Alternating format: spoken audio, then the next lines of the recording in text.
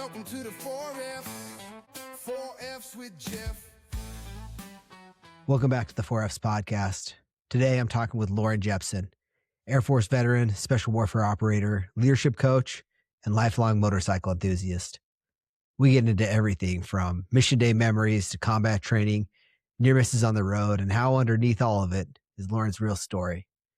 Rediscovering who he is, what drives him, and how he leads with purpose today.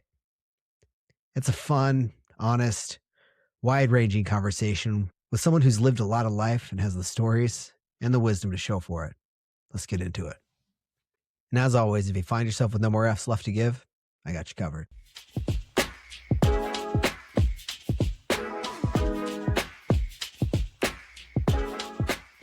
I went up to, I saw him in Alaska a couple of years ago. Is he in Alaska now? Yeah, he lives in outside Anchorage. He builds custom homes that are beautiful. Awesome. Dude, you should, and I need to go. That's You my should. goal, is to get to Alaska. I've never been on the ground. I've been in the air. I've dropped bombs on ranges in Alaska. But that's a story. Okay. I got cool pictures of like us in jets and like Mount McKinley in the background. Oh, dude. But I've never been on the ground. And like, so I went from my flying unit, I went to a special warfare unit, and then we were going to go to Red Flag, Alaska, which is like, so they do red flags. It's similar to Top Gun. So you can like get all these combat missions, quote, combat missions under your belt. So, cause it's known if you survive the first 10 combat missions, your chance of survival goes up exponentially.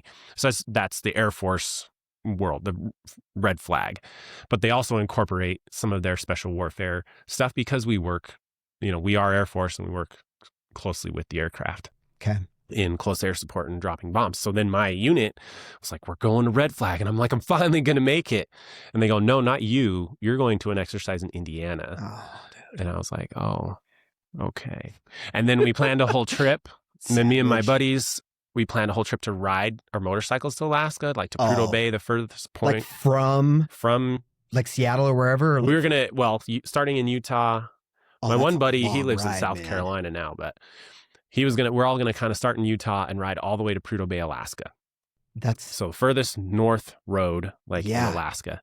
And then COVID happened and that ruined all of it. The Canadian border got shut down and that's like how long? It take like a month to ride? We had planned 3 weeks. So a week to get there, a week to like roll around Alaska, and then a week to get back. That's hard riding on the Alcan Highway though. Yeah. Right. But awesome. Yeah. And so that's still in our bucket list of things to do. But like so COVID happened and we were going to do it for like our 40th birthdays because we're all turned 40 within a few months of each other. And so we're like, we're doing it. And then COVID happened and then my one buddy moved and then my other buddy was having back problems. And then I think my other friend, he just wasn't that hardcore. And right, he's like, I just like to ride my motorcycle around town. kind of a thing is the vibe I got. He never said that, but that's the vibe I got. I get it. But so then I came across a guy. He was riding for charity, and I ran into him, and I rode with him like through Utah. Mm-hmm. And I kind of rode with him through Utah, kind of supporting the cause, and then he left, and then he met another buddy in Montana, but he rode all the way to Alaska and back. Dude, that'd be so cool. And he's like, I'm going to do it again, man. You just let me know. And I was like, all right. But he hasn't done it yet. I think he's switched courses to ride like coast to coast, which I want to do too. But yeah, so I'm still, long story short, I'm still trying to get to Alaska. Still. You got to go. But if Courtney lives there, then yeah, you should totally that go. would be an easy. Get you his contact information easy if you don't have call. It. Yeah. Yeah. He does live there and he's just, he's still just awesome. Because isn't he from like? Yeah, from Duchesne. Yeah. He's from, Eastern Utah. Yeah, that's right. So, yeah, and he landed in Alaska. That's awesome. I'll let him tell you the story about that, of why and how. But, he's up there. He has a beautiful place. He's been up there doing his thing for a long time. He's working on really cool stuff. And went up there. We're just, also for my 40th birthday, I was going to go to Alaska for my birthday, similar COVID. So it ended up getting delayed. Then I just went a little while later. Yeah. And I'm not hardcore on a motorcycle, dude. I'm actually terrified of them because I crashed on one when I was a teenager. but I was gonna drive with my brothers and then do some stuff up there. Then anyway, that didn't happen. So Okay. flew, but it's dude, it's really cool. I'm gonna have to reach out to him because You maybe totally should. maybe this is like we can make it happen. Totally. They have contacts up there and Totally. all that stuff. You so. yeah, I mean, you have Because I got buddies that from the military that live up there too, and I could reach out. But to have a contact like that, yeah, he's right in it. He'll take you. He took us up to a glacier, and we did some cool stuff. And anyway, Courtney's the freaking man. So yeah, I have more questions, but like because I want to talk about Alaska for a minute, but. Let's just jump. This will be part of the conversation now. Okay. I don't want to miss it. Aside from what kind of motorcycle do you ride? Right, before we jump into it. So I'm You're still riding? Yeah, I'm a motorcycle nerd. Those two things don't go together, dude. A motorcycle and nerd. We can nerd out about anything, though, right? Yeah. Okay. Fair enough. So okay. I nerd out about motorcycles. I nerd out about skiing. Guns, stuff like that. Football. It has a technical aspect to it, I guess. Yeah. Fair enough. The fun stuff. But motorcycles are they're my nerdy passion. And I've ever since I was a little kid. So I have learned I am literally just my 4-year-old self trapped in a 43-year-old body. Dude. But that's like a really deep statement, to be honest. I feel like if you think about that, like really everyone is, Mm-hmm. like we're all just like a kid. Oh, it's true. Inside, like emotionally and like so much, like mentally in so many ways. So keep going. I love that. 100% agree. Right. I could talk about that for a long time. Yeah.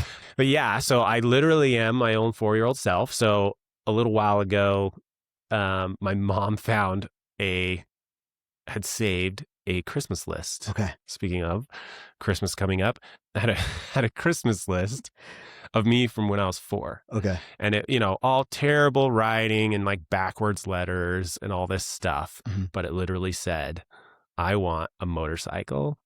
I want a gun. I think I said I wanted a punching bag. Oh, dude. And a football or something like that. Seems reasonable. And I was just like, you could literally substitute that 4-year-old Christmas list for the 43-year-old Christmas list. And like nothing would change. And it's like, oh man. And that's just the way I've always have been. And I've loved motorcycles all growing up. My mom, of course, she was a nurse. She hated them. She's like, you're going to kill yourself and they're donor cycles and this and that. Same thing with guns. She's like, didn't let me have a gun. Like I always wanted BB guns to start, but then the standard Christmas story, you'll shoot your eye out thing. And so no BB guns. So I go to my next door neighbors and shoot BB guns. But then eventually she was like, well, maybe I'll let you have a 22 because you have to actually go to a range and be supervised and like all this stuff. But I loved guns, got my rifle shooting merit badge. I almost got in the dime club at a gun where it's like 5 shots under a dime at this gun club. And I was like 12. Dude. And so I loved all that stuff. But yeah. So you had no problem with the Air Force requirement for shooting when it comes down to it, right? And actually their shooting requirements pretty easy. I was going to say kind of lame. I interviewed someone not long ago. She was ex-Air Force and she was saying how the only reason I knew about it is because she was telling about it. She's like, I passed, but she's like, I'm not a great shot. It's kind of it's almost like in the Air Force you don't have to be, and you only qualify. Some career fields they shoot one time at like basic training and then never again. The career fields that actually like deploy and stuff, they'll shoot more, or if they're ops like in the aviation community, you have to qualify every year. Okay. But it's nothing crazy. But anyway, whole sidetrack. But I went into the special warfare after I flew, and we shot all the time. Many different weapons and stuff like that. But anyways, motorcycles. Don't show me anything shiny, man. I will chase that. I know. Chase the shiny object all day. But yes, motorcycles. That was my nerdy passion. Little kid, my parents even took me to Sturgis. Yeah. Not the rally, but we were going to see Mount Rushmore, and I begged them when I was 10 to go to Sturgis. What 10-year-old knows about Sturgis? Like I'm telling you, I was a nerd. You were into it. I was a nerd. And how did you learn about? Okay, well, go. I just nerded out. You learned about Sturgis inside. I think it's my. I feel like, and I hate that this topic so much today, is everybody has ADHD. Yeah. And I just, when people use it as like almost an excuse. Yeah. But I think I use it, or I see it, and I've never been diagnosed, but I have the ability to hyper focus on things, like things that I love and is super passionate about. Hyper focus, which is a trait for like sure. ADHD. And so I think it's like an awesome superpower kind of thing. I just like I think we're all different, you know, so I just hate the classification of like, oh, I got ADHD, I got this and that. And it's like, everybody's different. Yeah. I don't think scientists know as much about the brain as they claim. But anyway, but yeah, I can hyper focus on things. And so that was my deal, was like, I loved motorcycles. So I would hyper focus and I'd learn everything I could about them. Same thing with jets and flying when I was growing up, because I wanted to fly. Sure. Where I lived, I had F-16s take off over my house every day.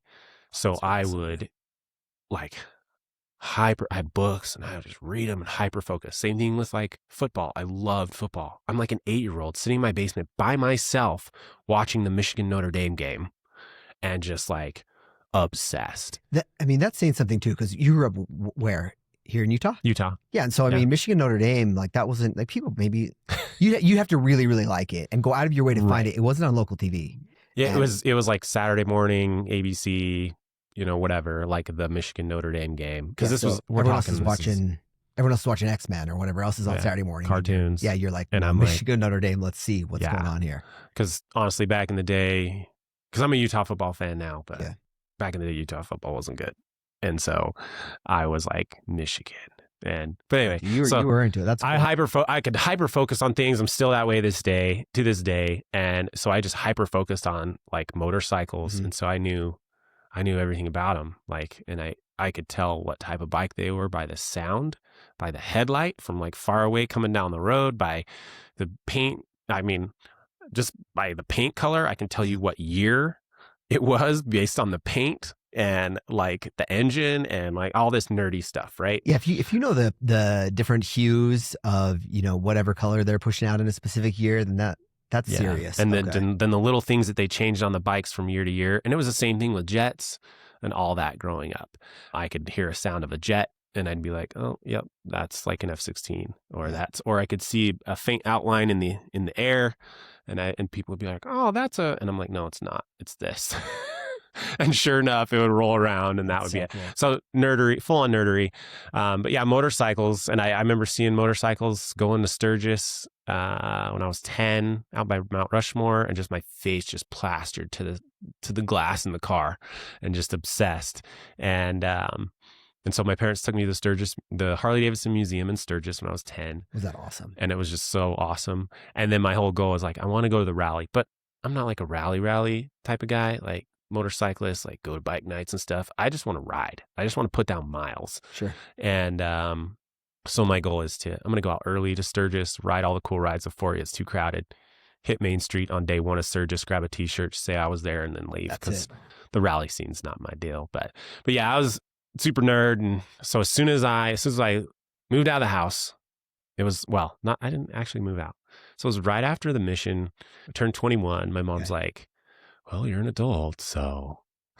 And I'm like, yes, I am. Let's do this. And she said, well, just do it as safely as possible, which I 100% agree. Sure. So I took the training courses and all that stuff. And that was the first thing I bought. I've been home 2 months and I bought a motorcycle. And that's 2 months. Dude, just get after it. Why not? Yeah, why not? If you're going to do it, do it. Yeah. And that's what I did. And I bought a motorcycle, and that's all I had. And so I rode my motorcycle everywhere, met some good friends, became real good friends, and we all rolled in this. It was like a pack of like 7 of us, and we just roll up and down the Wasatch Front, doing a lot of stupid things on motorcycles. And that was my first bike. That was a 1996 Kawasaki Ninja ZX6R. Okay, yeah. So you went right for a sport bike. Yep. Okay. And do you still ride? So I had a sport bike in my garage up until 2 years ago. Okay. So I owned 3. And they were all Ninjas, right? A 1996, and then a 2000, and then a 2008. Okay. And so I had my 2008. I bought it from a military buddy. He was leaving to Japan, couldn't take his bike. So I bought it off him for a crazy good deal. Rode that around in Louisiana, brought it back with me, and then I sold it to a buddy. And then, so I was motorcycleless less. Do you feel like piece of your soul is just you got to ride. And so I'm always looking, right? And so then let's see. So at the time, there was like my father-in-law at the time was like working on bikes and like all this stuff. So I get to ride bikes. I go to dealerships, ride bikes. But then I finally bought another one. I bought my first Harley in 2020. And Nice. it was a 1993 Electric Glide Sport. So that is the bike, the predecessor to the Road King. So in 1994, they came out with the Road King. And but what's interesting is that was about the same time frame that I went to Sturgis. And it was like the same year of bikes and everything. And so I have one, and it's vintage. It's in super good shape, mint condition. I bought it from a guy who got diabetes, couldn't feel his legs anymore. So he's like, I gotta get rid of the bike. Yeah. And it was mint. Oh man. Mint condition. He had all the records and he had all this stuff. And he almost cried when he sold it to me. And I was like, I'll take good care of it. Turns out he was an Air Force vet too. So we were chatting it up, and That's cool. I was like, oh, look, I got this. I'll take good care of it for you, dude. And so I bought that. And then in 2022, well, in 2021, Harley Davidson came out with the Pan America, which is like the adventure bike. Harley Davidson's first attempt at an adventure bike. So in 2022, I ended up buying one of those. Okay. And that's way fun. It's like a dirt bike meets a sport bike, and it's just a blast. You can take it everywhere. Is that what you would take on a, for your trip? Yes. That makes sense. So Yeah. for Alaska, that was the whole plan, was to ride adventure bikes all the way through Alaska. So it's still in the books, but It's going down. I believe in it. Yeah. it's gonna happen. It's just a matter of time. And there's been times when I was like, I'm just gonna go.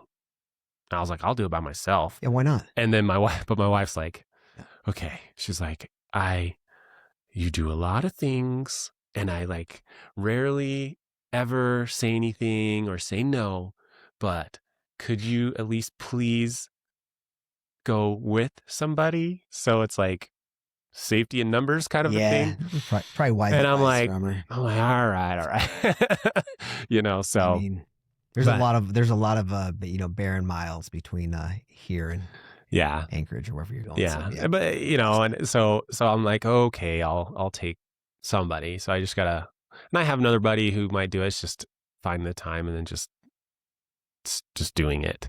And so we just gotta knock that out. But yeah, so dude, that's exciting. Okay, so we've got a little bit ahead of ourselves. Yes, we did. But thanks for going there down that rabbit with me. I love it.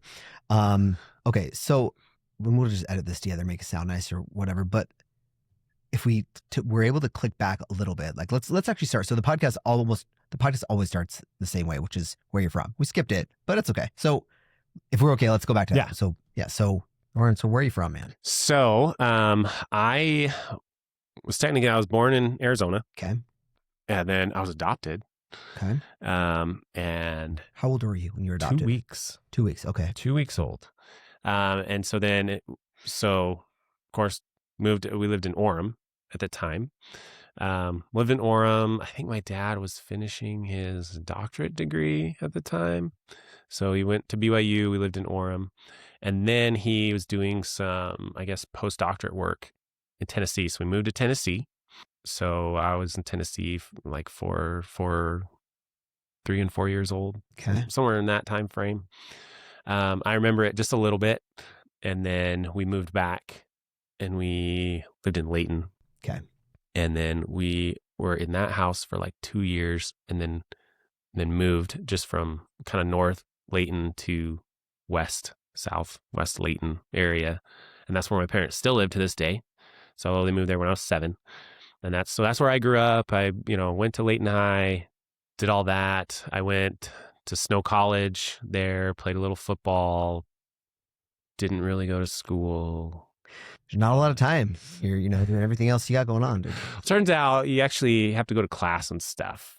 I mean, to learn things. Yeah. And I did not. I my very first semester, I got a 1.21 GPA. Oh, solid. Nice work. Yeah. So almost scholarship. Yeah. Yeah. So I got that was, I learned a lot about myself while I was there, but it's played a little football, went to class every, I don't know, once a week or so. No, it was a little more than that, but then I went on the mission. Then I came back. I transferred to the University of Utah. That's where I started ROTC, joined the Air Force. And then I graduated there with a degree in exercise sports science, became a second lieutenant, went on to flight school, flew the B-52. We just like skip so much though. You're like glossing over. I just went to flight school for the B-52. No big deal. It's B-52. Yeah. Just no big deal. It's a thing that happened in there. All right. So you you're when you moved to Utah, do you have siblings that you were raised with? Yep. So I have a brother and sister, and they were both adopted too. So I was born in Phoenix, Arizona. Okay. My sister was born in Georgia. Okay. Can't Atlanta? remember. It's close Atlanta? by. Okay. Decatur, Georgia. Okay. Decatur. And then my brother was born. He's like 6 years younger than me, but he was born in Salem, Oregon. Okay. So yeah, my sister was adopted first. So we're a year and 3 days apart.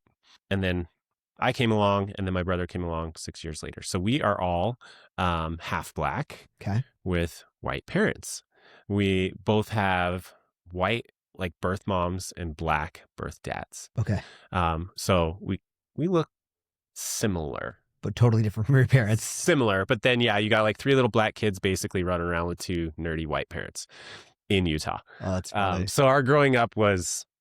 I'm sure your parents got like the worst, like people make like the most, like maybe even well-intentioned, maybe just people who are just terribly rude, but like... I don't know because they didn't tell us.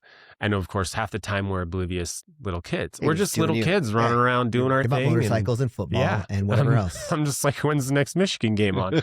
But but you do see some differences growing up. But honestly, I didn't think we weren't raised to be like, oh, you're different. Yeah. Oh, it was just very much like, you're you and this is us and this is life and you treat everybody kindly and with respect and that's it. And so I didn't go running around thinking, well, I'm Black, and all that stuff growing up. It's just, we just didn't. You didn't notice it. Or did you? When did you notice? I mean, because they're like, I've been to Layton. There are not a lot of people of color there. At least last time I was around. No, I'm pretty sure. Now, let's see. I'm thinking back in high school, there was like 1, 2, 3, I don't know, handful of Black kids. Yeah. Maybe 5. And in a decent sized high school. And it's currently a 6A. It's the largest. And back then it was 5A, which was the largest back then.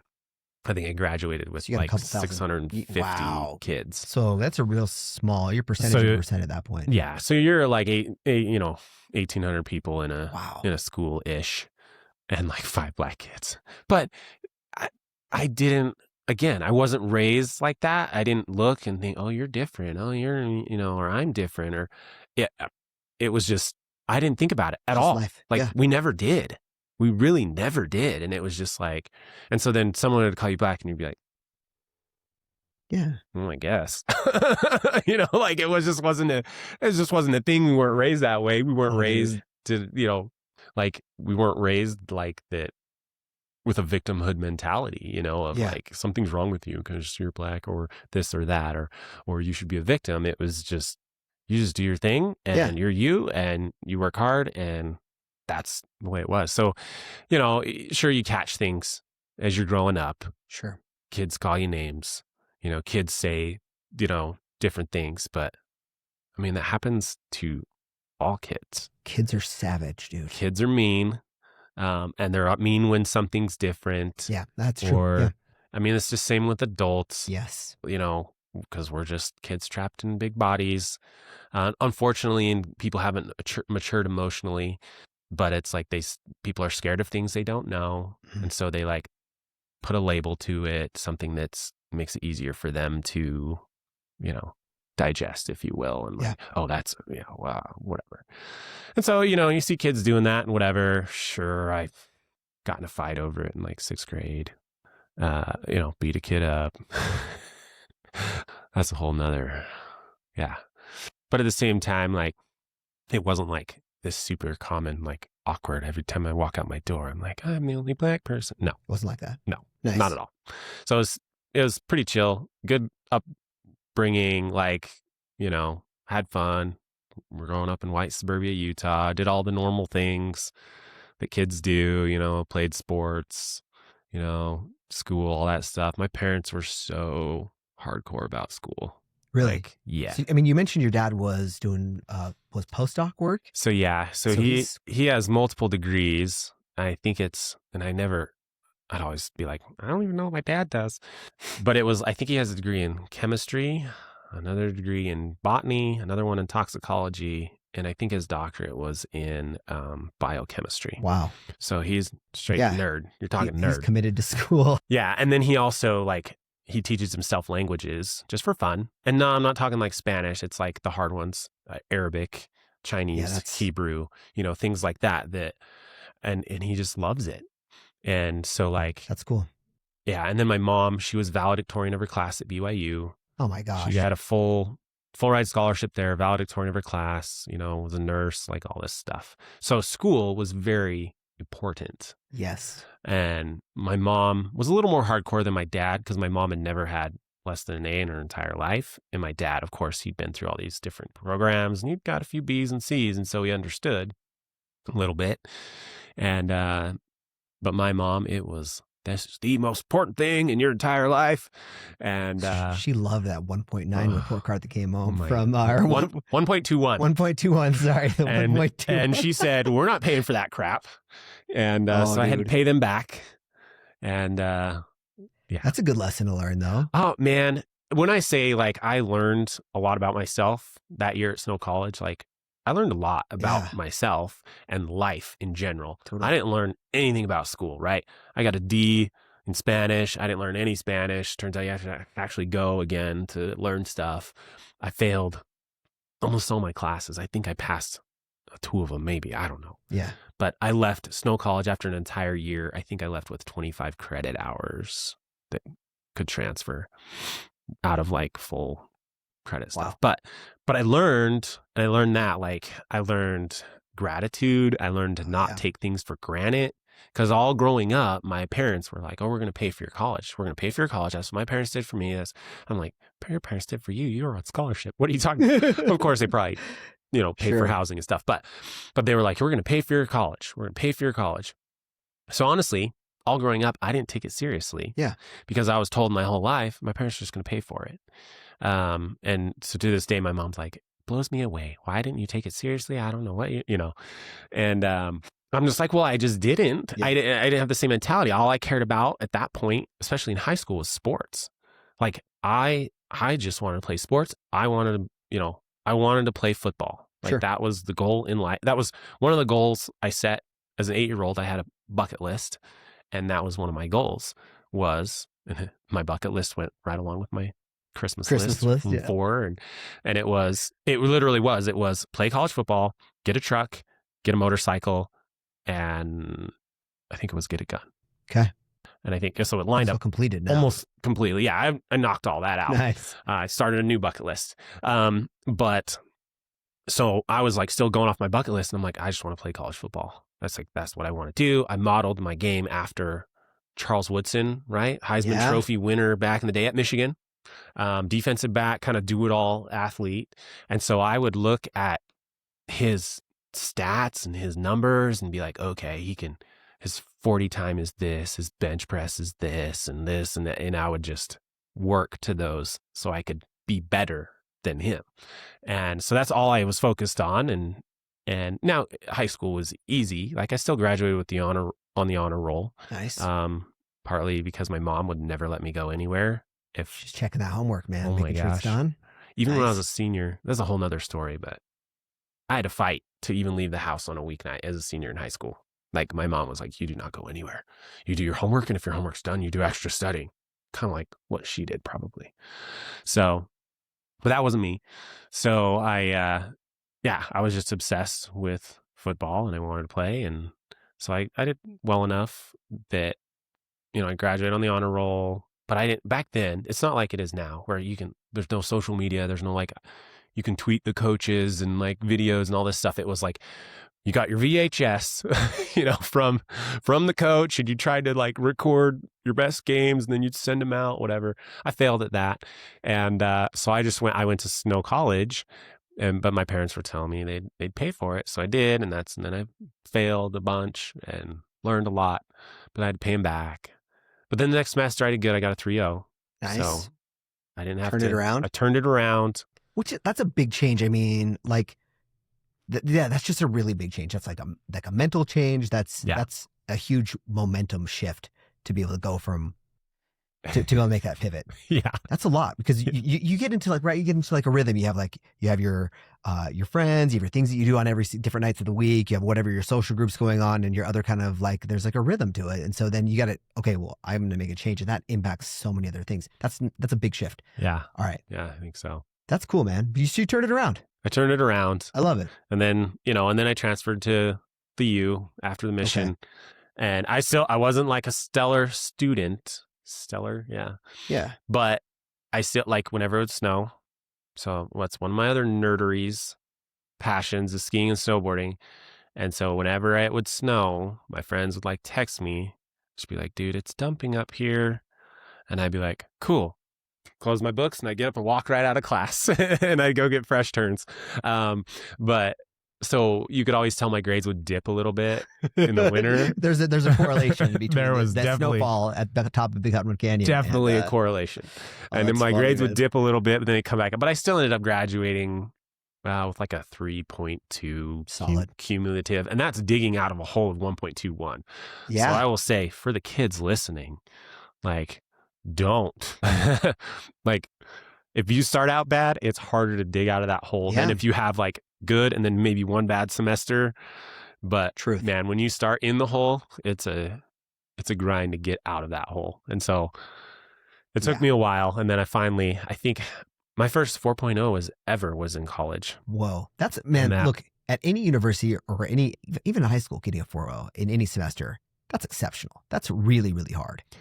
Because, I mean, that's nice work. Well done. That was expected at my house. And when I didn't, there was a lot of... when you're in college, right? I mean, you were... Yeah, and then I finally did it in college. One of my...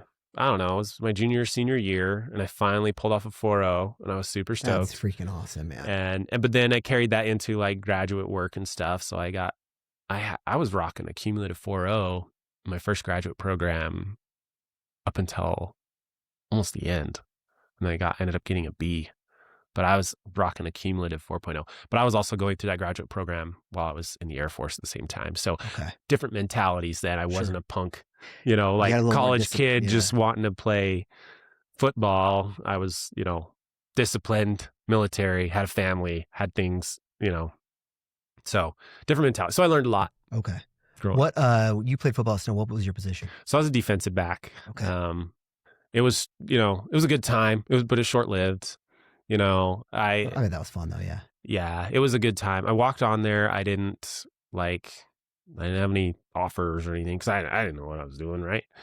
And I remember after spring ball, we have an exit interview with the defensive back coach with all your coaches, and defensive back coach was like, yeah, man. He's like, if we were to play a game right now, you'd be starting. And I was like, sweet. And he's like, but come in next year, and work hard. And there'll be some young guys coming in wanting to play. And I was like, actually, coach, I'm going on a mission. And he's like, oh, I didn't know. He's like, well, okay, well, cool. Well, good luck. And then, yeah. And that was it. And I was like, okay. So then I left. And then right before coming back, I started emailing the coaches again. Sure, yeah. And they were like, you're going to have to go through the walk-on process all over again and da-da-da-da-da. And I was like, oh, man. Brutal. And I was just like, I don't know. And it was, again, one of those life moments where you're like, what do I do? And then I decided to go to the U because I was like, I want to be a fighter pilot. That's what I wanted to do my entire life, right? And so I was like... So why was the U why did... my ignorance is going to show through here real quick here, but why did the U become the path to becoming a fighter pilot versus sticking at a snow college? Snow college was junior college, so they only had 2-year programs. And you had to have a degree. I had to have a 4-year degree okay. to become an officer. Got it. And you knew you wanted to go in as an officer. You didn't want to... I had to if I wanted to fly. Okay. And so that's, yeah. Really? So you couldn't... I didn't... Okay, cool. Yep. Well, I will say there are positions on the aircraft that can be, but they're like a boom operator or a gunner or something like that. But if you want to be like at the controls, And you did, that was, okay. you have to be an officer. So you had the Air Force. Okay. So you had a very specific goal at this point that you wanted to go. So before I want to go down just like one side thing. I wrote this down because you were talking about having this goal as a kid. Like, you're like, yeah, these goals, these are my bucket list. Like, have you always been goal oriented, or were these like kind of things that you kind of knew? Or I was a weird kid. I've been told that I'm a weirdo, because I'm a very driven individual, and I do come up with goals, and I do come up with, I don't know, just plans, ways to do it. Even from the time I was little, my mom said, so one time I wanted to, and I was really little. I wanted a train set. Okay. And I got an allowance when I was a kid, and it was like $1 solid a week. But by the time my mom would say, okay, you need to pay your tithing. You need to save for, college or whatever, college and a mission kind of thing. And then whatever is left over, you can have. Okay. So it was literally like $0.25. And it's a long time to save up for that train set, man. I Even did back then. Yeah. And I saved, as a little kid, I saved all my money. Of course, I think I probably, tried a lemonade stand here or there or something, but I don't know. I don't remember. But I just remember I saved for this train set. And my mom, like, still to this day is like, I've never seen so much like dedication or drive for wanting something and like working to get that. And I saved $0.25 a week until I got this train set. I was probably 6. I mean, you just think about like that does say a lot about you, because like, even if it probably felt like forever, let's say it took you 6 months to save up for it. I don't know. That's so much time when you're 6 years old, they 10% of your life, you're like, just like waiting forever, and you're just watching those things creep up $0.25 a week. And to your point, okay, maybe you got a couple bucks of birthday money or something that throws in there, but still, that shows a lot. That I think that's thanks for that illustration, because I think it shows like a lot about you as a person, and like, yeah, like this is what's gonna happen with me as a kid. I'm gonna be like, I have this goal. I'm gonna think about it, and then I'll probably be like, damn, I got $1.50, dude. I can definitely buy a candy bar. Yeah, that candy's looking real good. It looks so good. Yeah, but I don't know. Again, I've been told like, you're not normal.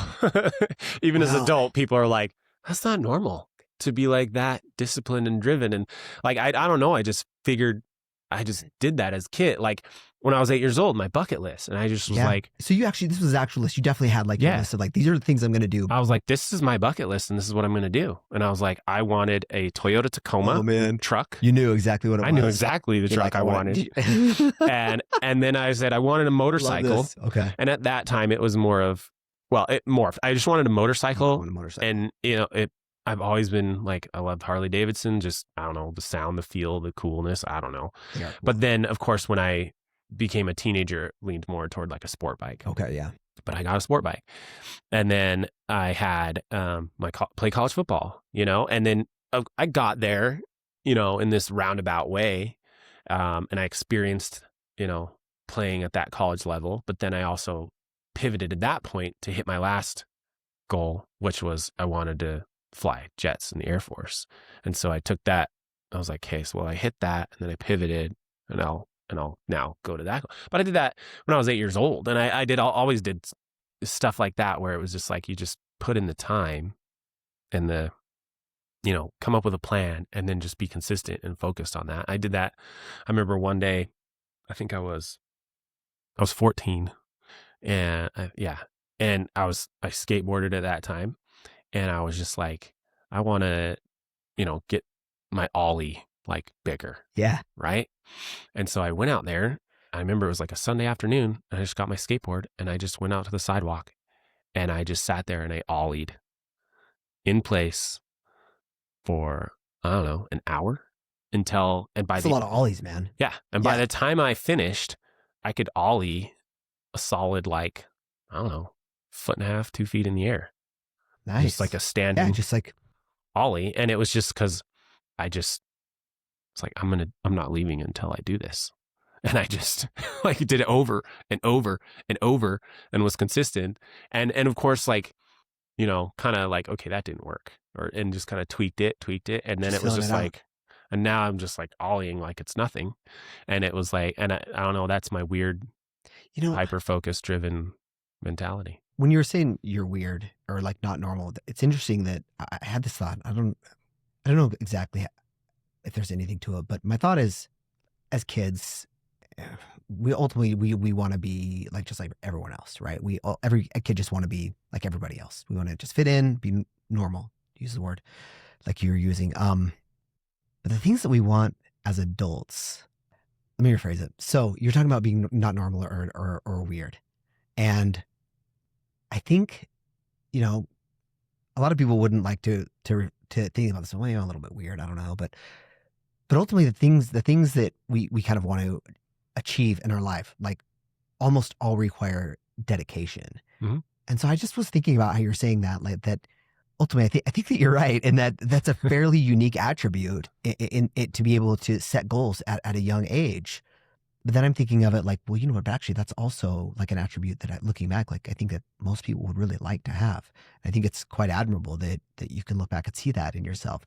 And I don't know, that just stood out to me. But something else that stood out to me, though, as you were talking about, is that you had like the self-confidence within yourself to just be like, I can stand out here for an hour and I'm just going to do this. And if I give it enough time, I'm going to be able to figure this out. Like, do you think that's like something, were your parents like, where does that come from? That's also unique. And I think it's, I don't know, I think it's a really cool attribute. And I think it's not something that probably is super common for kids to have that kind of self-confidence.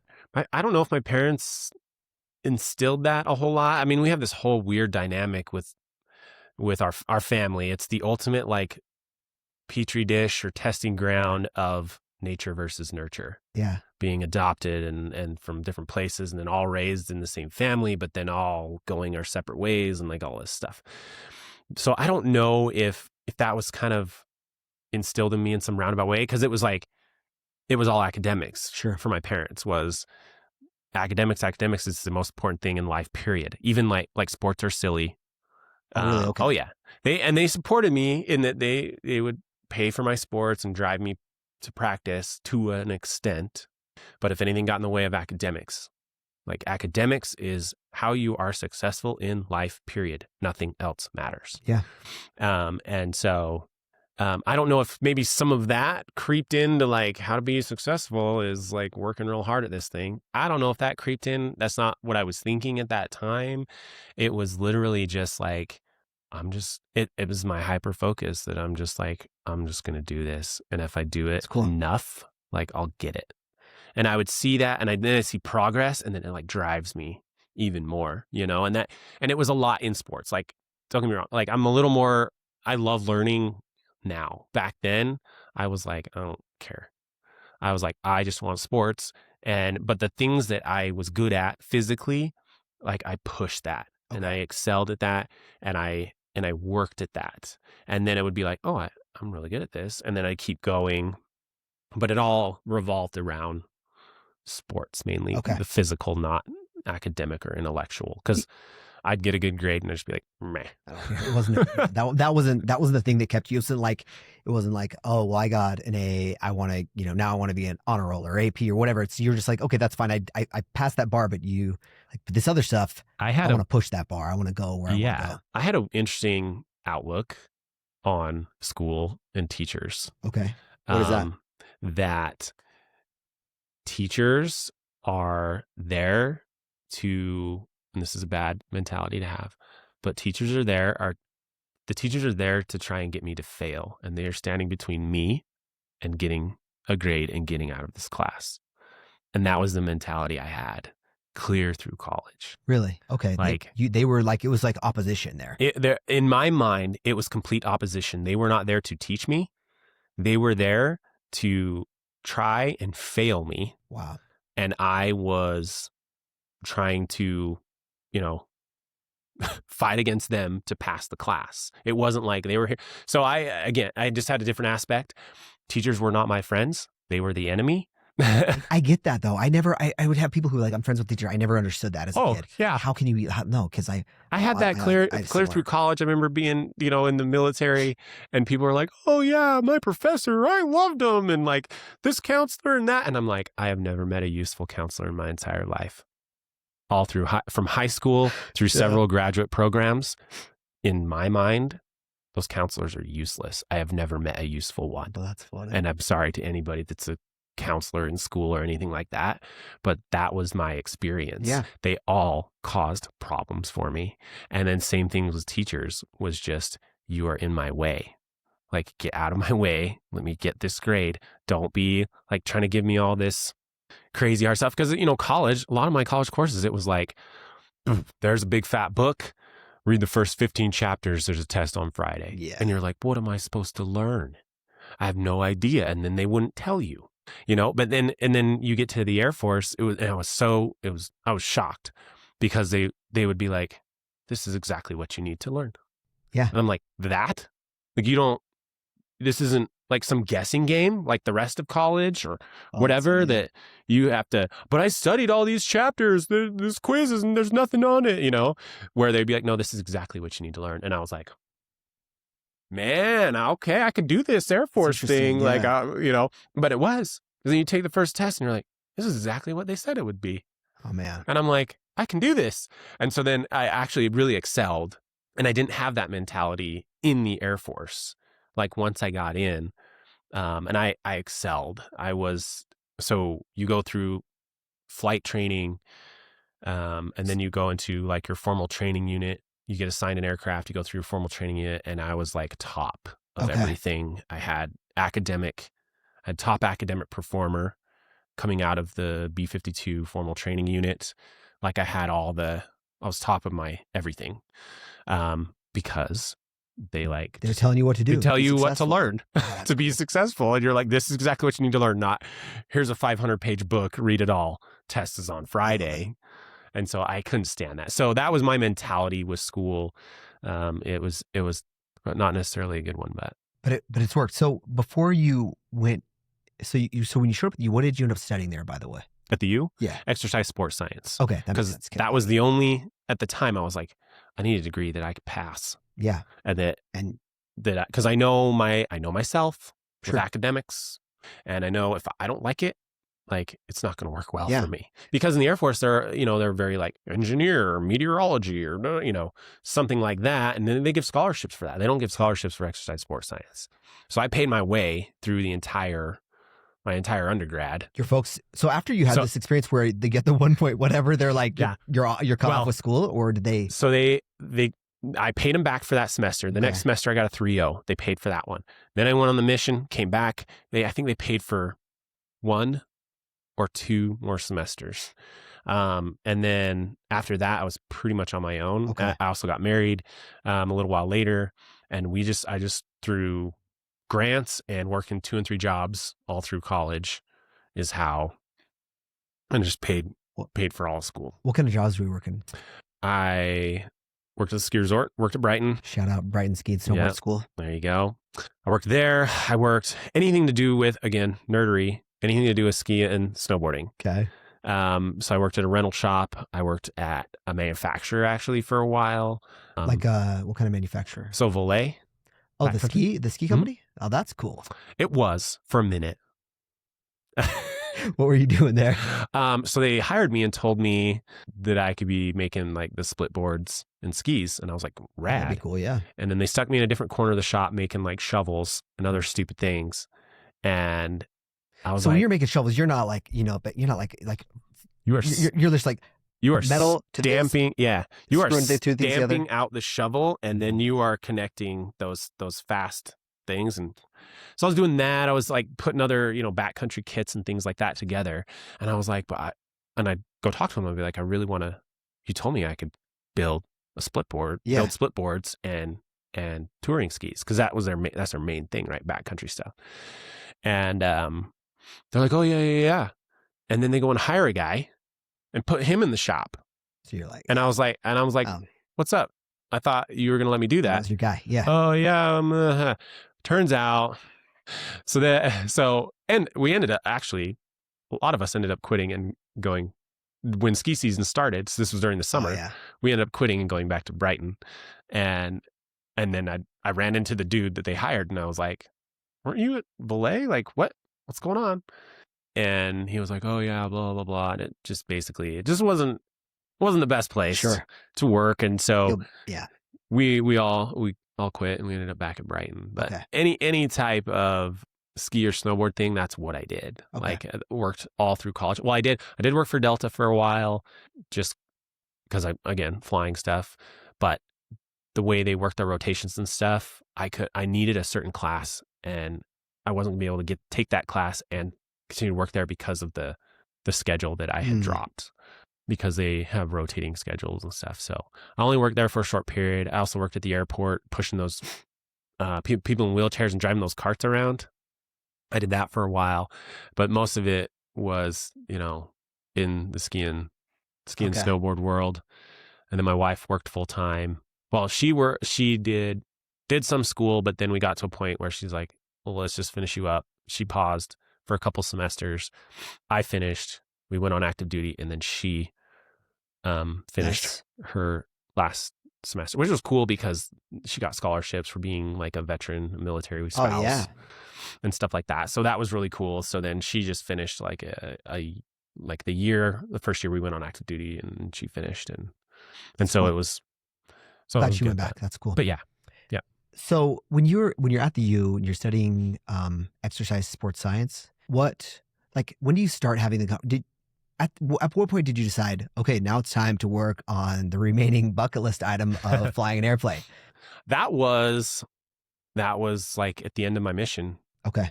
And I was like, I think I'm going to do this, because while I was on my mission, I was in Bossier City, Louisiana. Okay. It's where Barksdale Air Force Base is. Okay.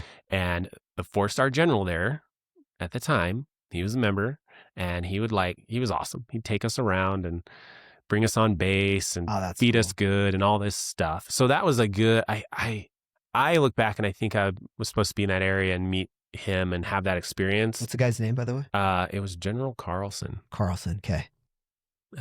You whispered that. Is that okay? Can we talk about General Carlson? Yeah. I was just thinking, I'm like, okay, Carlson. Okay. Yeah. General Carlson. He was a rad dude. He was a 4-star. That's impressive, man. Yeah. And he was a member of the church. He was a 4-star general. He was awesome. He was really good to the missionaries. So I feel like having that experience kind of was like, I can be in the Air Force and like be a good person and like do what I want to do and like have good experience and all this stuff. And so then, I think that was kind of the turning point, because that was closer to the end of my mission too. I think I went from Bossier City, then I went to the office, and then I did my last transfer in Monroe. But so I think that was a turning point when I was like, yeah. And then also at the same time, towards the end of the mission, I'm emailing coaches, and they're like, meh. What's next? And so then I was like, I'm going to pursue this Air Force thing. So then I enrolled. I figured all that out. This was 2003, fall of 2003. And I enrolled in the U and the ROTC program. Okay. And figured that out. And the ROTC program, that helps you, does that help you secure the kind of, do you have to have a special, when you were transitioning or getting ready to transition to the military, did you have, how does that process work? You kind of know when you go in, you're signing a contract or whatever it's called. It's like, I'm going to go in and then I'm going to go to flight school or whatever else, or I'm going to go, so it's kind of like, how does that work? So you start, ideally, ROTC is Reserve Officer Training Corps. Okay. So it lines up with your school. So you have your 100, 200, 300, 400 year, and that lines up with your freshman, sophomore, junior, senior. Okay. And you start this training. You learn how to wear a uniform your first year or two. You're learning how to wear a uniform. You're learning how to march. You're learning how to stand at attention. You're learning how customs and courtesies. You're learning, kind of the ways of the military, right? And then between your sophomore and junior year, you go to what's called field training. Okay. And at this point, that is when you decide to commit. Okay. So you had 2 years of this where you show up. It is basically 2 days a week. You have what's called leadership laboratory, and then you have like a class where you're learning. Okay. And that happens generally 1 day a week. When you become an upperclassman, it's like 2 days a week, if I remember right. But then you get to between your sophomore, junior year, and that's a decision point, because then you go to field training, where that's like boot camp, but for the officers, right? Got it. Yeah. And once you do that, then you sign. Okay. And say, I'm committed to doing to joining the Air Force, and then you start getting actually a monthly stipend Okay. as I think an E6. Nice. So you get a monthly stipend, and and then you start to go into your junior year. It's lining everything up for what you're going to do for your career. Okay.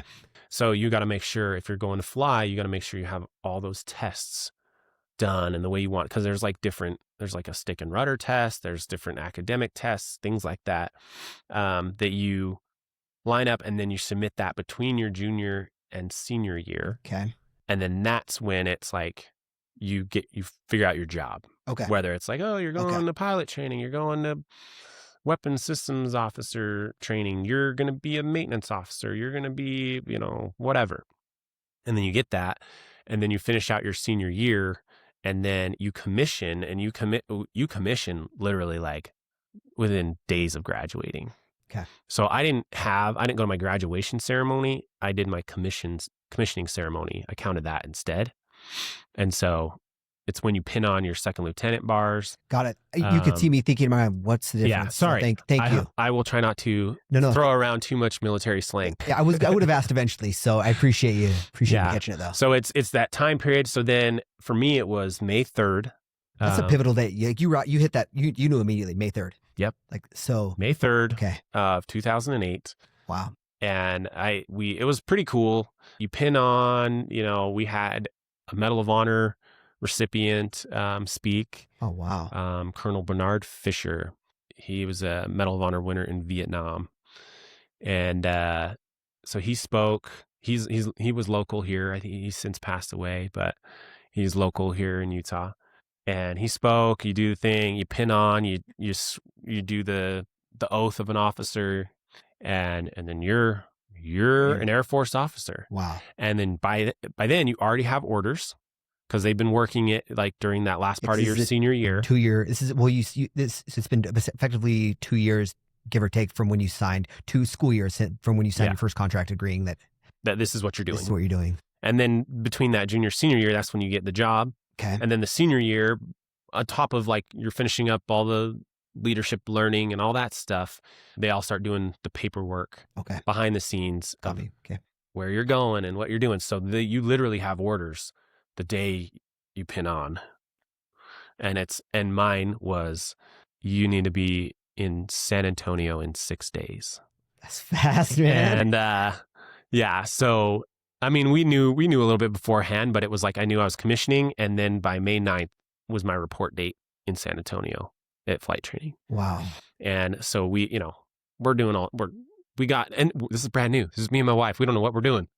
And every new, person in the military figures this out. And this is kind of where you get that mentality of like, well, just figure it out. And so we figured it out. We sold a vehicle. The truck came and packed up all our stuff. We piled stuff in the car, and we just started driving to San Antonio. And we got there, on the 9th, and that was the start of it. And that was.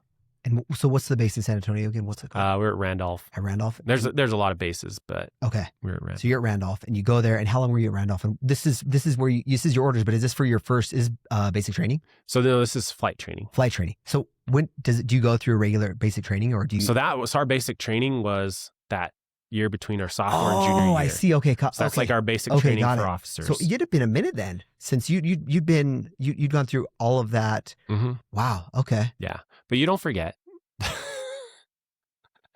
There's a lot of yelling and screaming, so you remember. The intensity that you said that, like, you don't forget. Like, trust me, you don't forget. Well, yeah, and then I can see it in your eyes, like you can still remember it all. Well, and then you still do military things once a week. Okay. Once to twice a week for that entire junior and senior year, and so it's very and you're committed, and you're already in your mind. At least in my mind, I was like, "This is it. You're all yeah. I'm going to be an Air Force officer. I know how to behave. This and is act the final and, thing." Like all the things. And so, wow. So then I went, of course, but you're still brand new lieutenant, and you don't know anything. Yeah. And so you're still kind of like, nervous, and this is my first time. But you figure it out, and they kind of heard all the butter bars, as they say. They call you butter bars because that's what your insignia looks like? Yeah. It's a bar, and it's kind of like a gold colored bar? Yeah, goldish. Okay. Butter bars. So butter bar. Okay. But they know you're a bunch of idiots and you're showing up there. You don't know what you're doing. And so they kind of herd you around. But it's fast and furious and starts right away. And I shipped off to, we got a house on base. Again, we didn't know what we were doing. But you figure it out. It's amazing. Yeah. You just try We it. show up Okay. and we're like, what do we do? And we stayed in on-base lodging for a few weeks.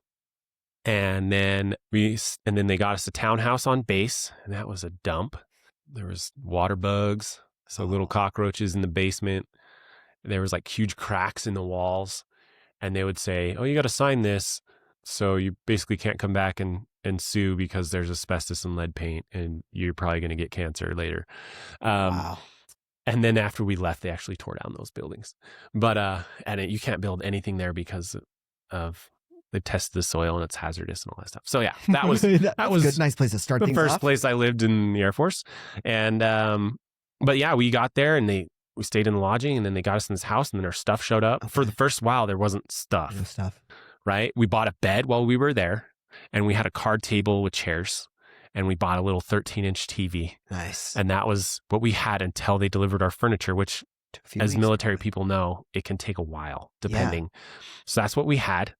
Okay. And so then I remember I left, and then I left my wife because they were like, you have orders to go to this flight portion of the flight training program. So we'd go to Pueblo, Colorado, and we flew these little DA-20s, little diamond aircraft, little 2-seater. And they called it initial flight screening. And it was to screen you, basically. Because you said like the stick and rudder test and a couple. Yeah, there's like it's almost like a little video game. Okay, but this is your first time. But this is the first time, like actually in an airplane. Actually, in a military type scenario airplane, because I'd flown like little Cessnas before. Okay. I got my aviation merit badge and all that stuff, nerdery again. But this is my first time. So I had a few hours under my belt, but this is my first time in a military setting. And military flying is way different than civilian flying. Okay, tell me about it. It's very intense. They make it intense on purpose, right? Sure. But it's so like a day. So we went to IFS, initial flight screening, and their whole thing was to screen you out of the program. Like if you can't handle the pressure of military flying, you're gone. So this is not one of those things that's like you're here, you're going to figure it out, you're going to make it. Like you know that you're going to, but they're trying to weed out. Yes. People. This is the very first start of it. One. Okay. Because all the rest of it, you are 3 flights away from failing. Really? Okay. The entire time you're in flight school. So help me in perspective with this. 2 questions. One is to put 3 flights away from failure in perspective. Like how often are you flying, first of all? And second of all, like what's the fail out rate for these? If you don't know the numbers off the top, but is it like, are there a good amount of people who get screened out of this first time? Okay. Yeah. Out of, so this initial class, so this was initial flight screening. There was quite a few that didn't pass, but at that time they were putting kind of like, so you had pilot positions and you had weapon systems officer positions. So you basically had Maverick and Goose, like, right? And so they're all training together. Okay. And and at that time, they were just kind of like, well, if you're essentially slotted to be like Maverick, if you fell out of this program, we're gonna kick you to the curb. You got to go be a maintenance guy or something.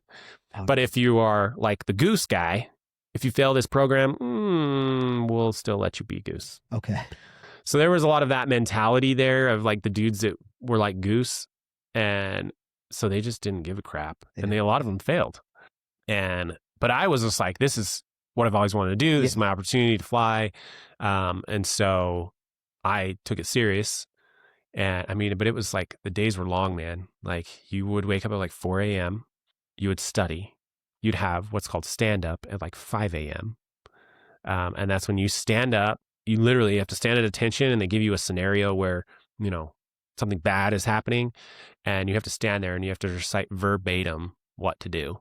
And you have to, it starts with, and they'd always say, I always have to say like, I'm going to maintain aircraft control, analyze the situation, maintain aircraft control, analyze the situation, land as soon as conditions permit. And you had to recite that. And then you had to walk through, and they'd be like, you'd be like, so this is perfect in my nerdery, because it's like, you had to know exactly everything that was going on. For every scenario, you have to essentially memorize the checklist that you would have. Yeah. And you'd have to, and you get to ask questions about what's happening. So you'd be like, what's my oil pressure? And they'd be like, you don't have oil pressure. Your prop's spinning. Like, da da da da. So you're diagnosing and this then as you'd be law. diagnosing it while you're standing at attention. Oh my gosh. And you're like, and everyone in the room is looking at you because if you No fail that, pressure. you don't fly for the day. Oh. If you do that too many times, kick you out. Okay. So like, yeah, so you'd have to stand there and you do that. And so that's like, again, that's the pressure, right? Yeah. And they also handed you a giant 3-ring binder. And they were like, you're drinking from the fire hose. Just memorize that sucker. And yeah, you literally did. It was, but at the same time, it wasn't like college in that figure out what you got to learn. It was, here's this giant 3-ring binder. You need to know this, this, this, this, this, this, this, and it's all in there. Nice. And so you would just study it and be like, okay, verbatim, you knew exactly what, because it's not like college where it's like, I got to theorize about this, whatever. It's like you flip this switch, you do this thing, you do that thing, the airplane flies. Okay. You have to know how to do that. Yeah. Or you do this, this, this, and this is how, you eject out of the aircraft because you have to know. It's not like quiz, read 5 chapters and guess and see if you can get out of the aircraft. Yeah. It was, you had to know that. And so yeah, so I mean, there was a lot of shock. You could look around the room and kids are just like. So how many people are here? Like I'm thinking like you're at stand up. How many people are here? Well, I mean, it was your entire group. So I don't know, 30 people. But these are people who've already worked really hard, people you respect, people who respect you, and so most of them. And so there's a lot of pressure there. Like you said, you're standing in front of them and they're all in the same position as you. Some have more experience than you, some don't. But that was the interesting part. I saw a person that 100 hours of civilian flight time fail out of that program. And then there was someone that was like me who only had like 5 hours of civilian flight time. And I excelled and I graduated that program 2 weeks early. Wow. And then there was other people. There was one guy, he was already an airline pilot. And he's just like, I just wanted to fly jets in the military. And so he came in. Of course, he didn't have to take it serious. That was like child's play to him.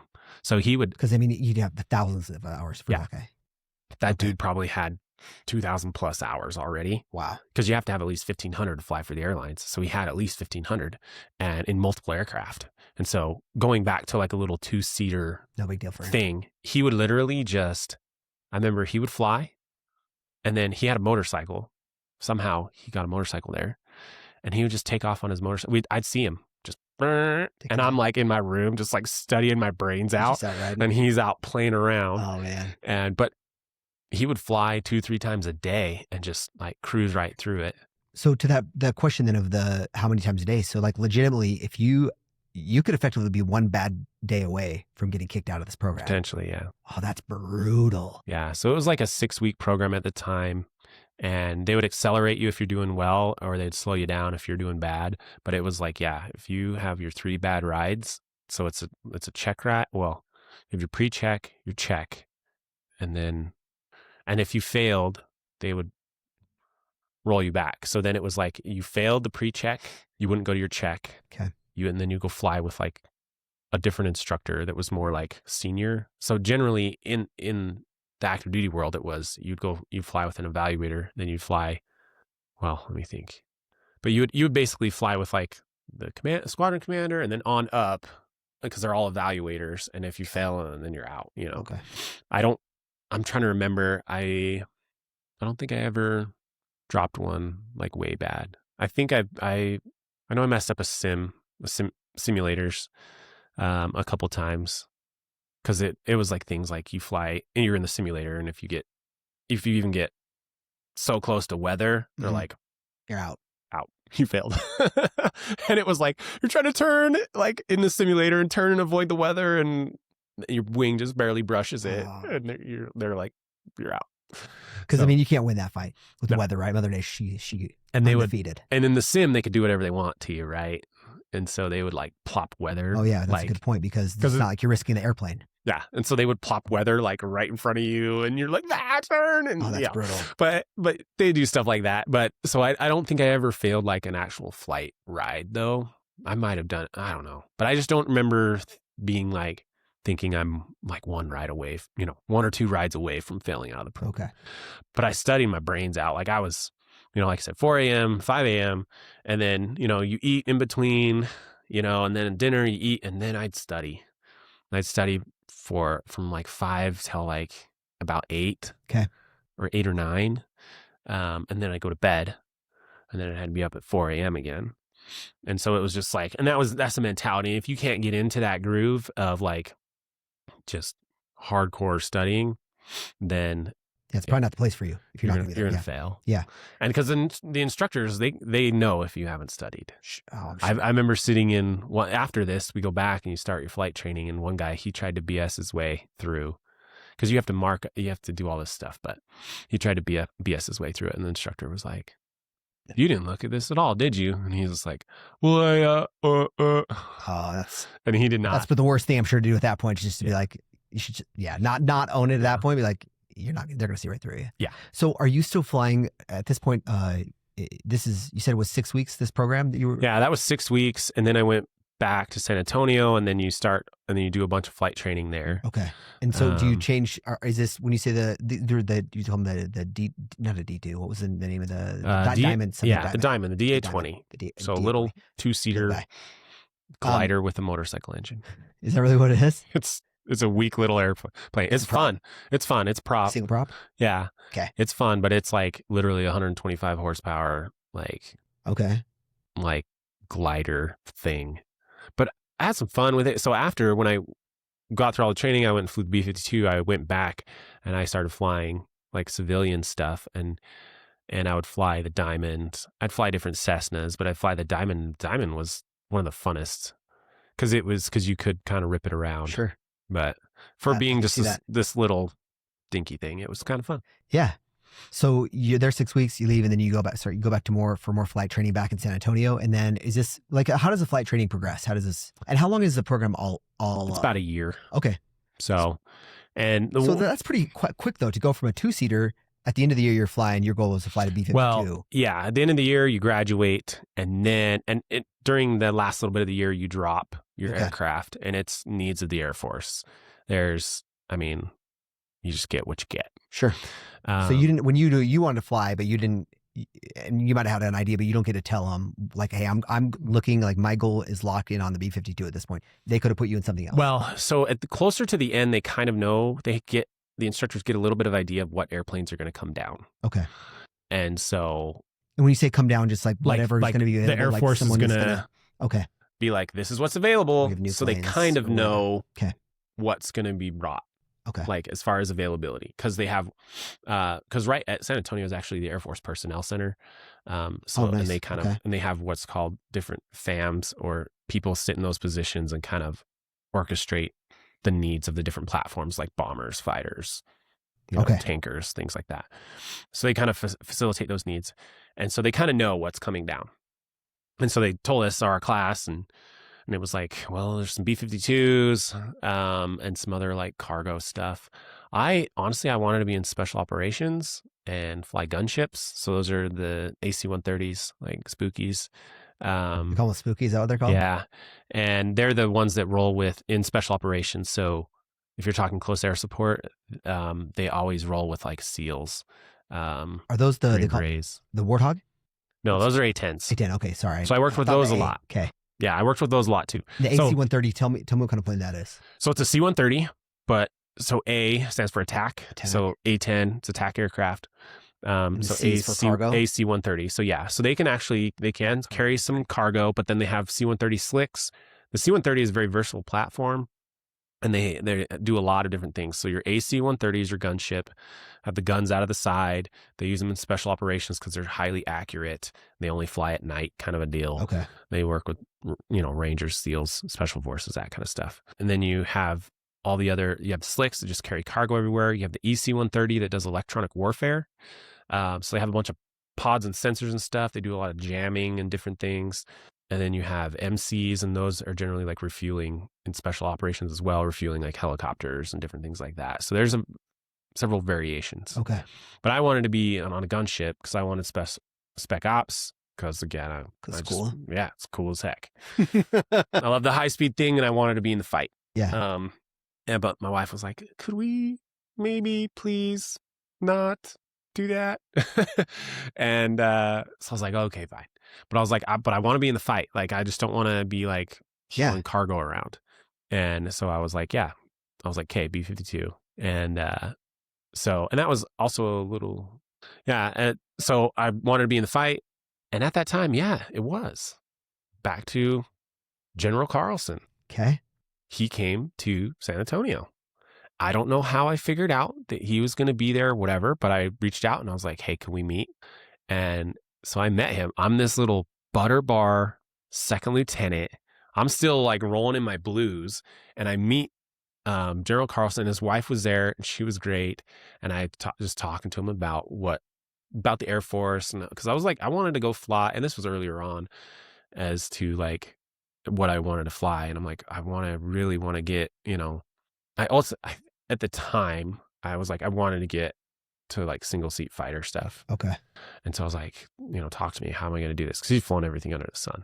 And so he gave me some advice and talked about that. And he ultimately was like, get in like as close as you can to like, get in the fight.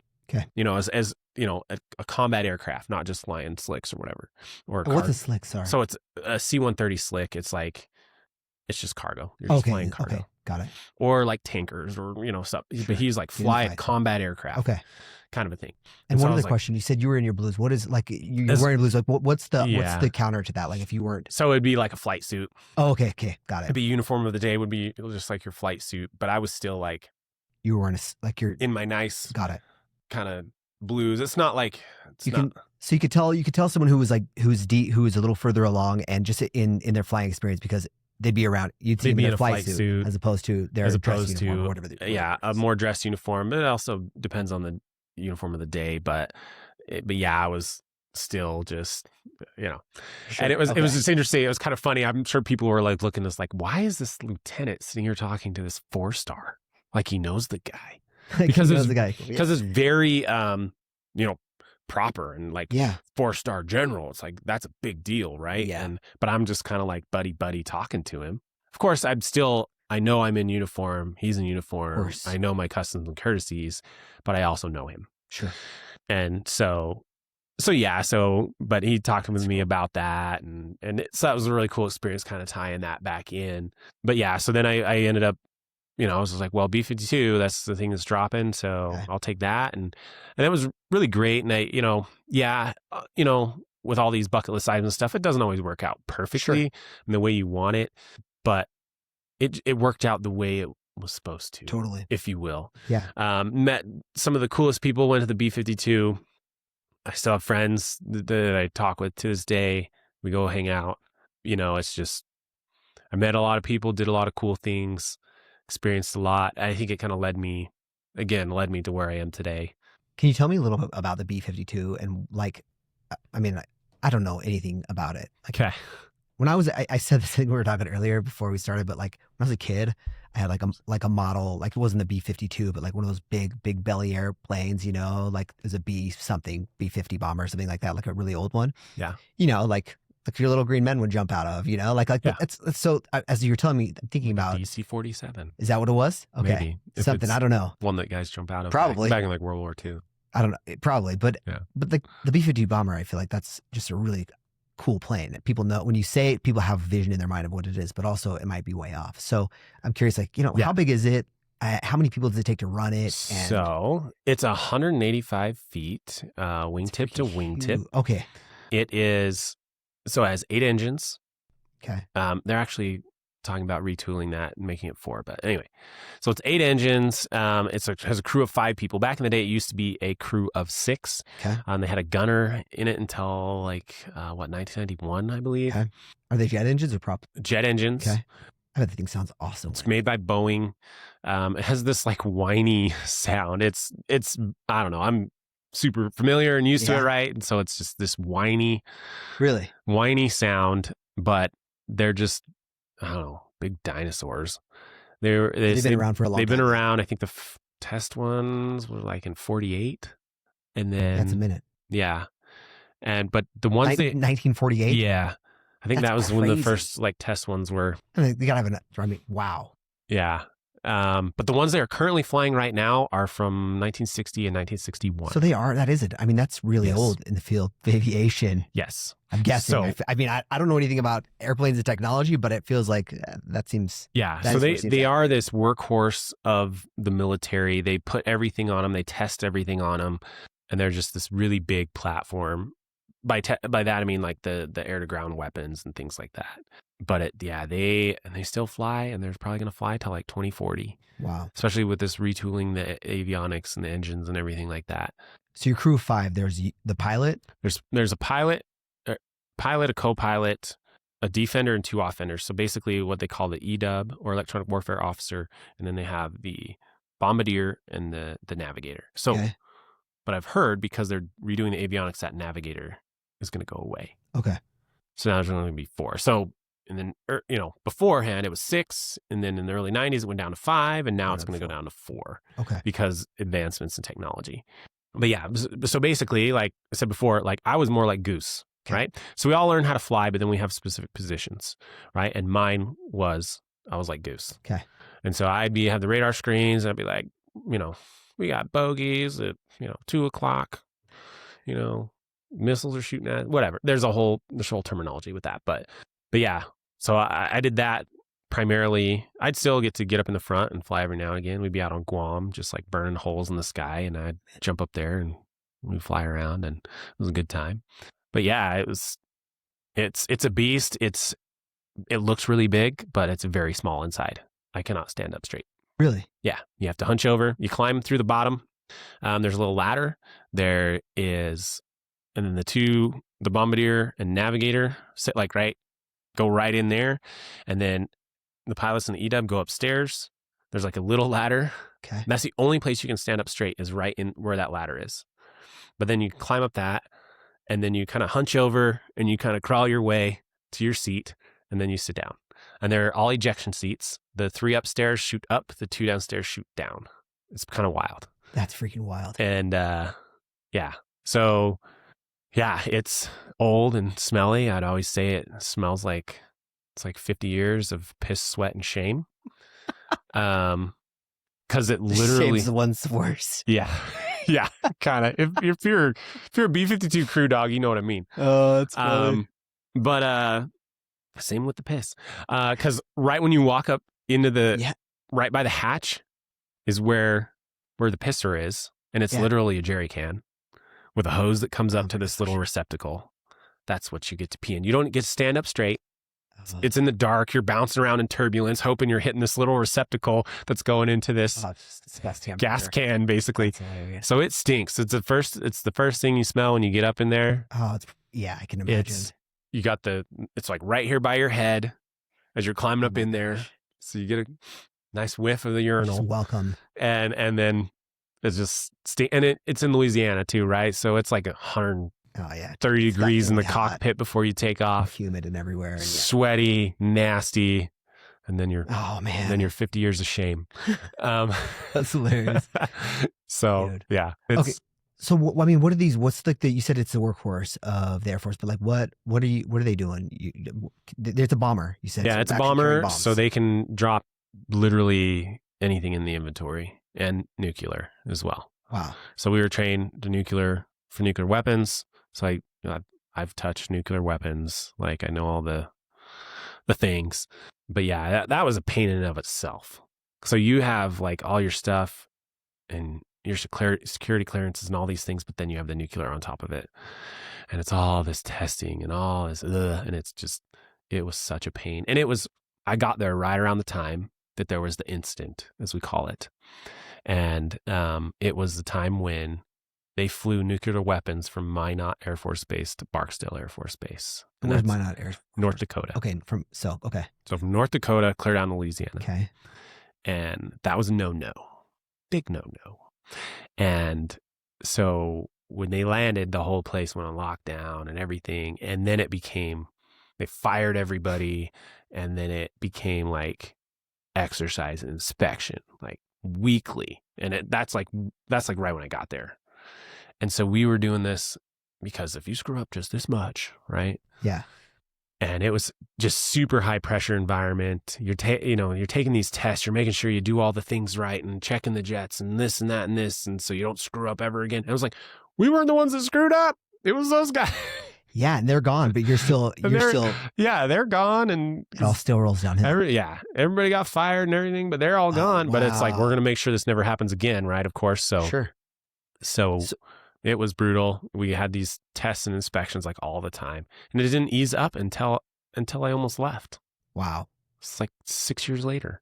Was it like just an oversight that these things that you got to? So what happened is there's a lot of missed things when you go back and look at it. So basically, they load up these weapons. They're just supposed to ferry some weapons over. They were not supposed to be nuclear, and they checked one side, and then they said, it's good enough. This should be good. They didn't check the other side. Wow. But there's breakdown in there because then it was a breakdown in munitions because munitions should have never loaded those. So there was breakdowns in the check for the munitions. They should have never been at the aircraft, but then the air crew should have caught it, but they never checked the other side.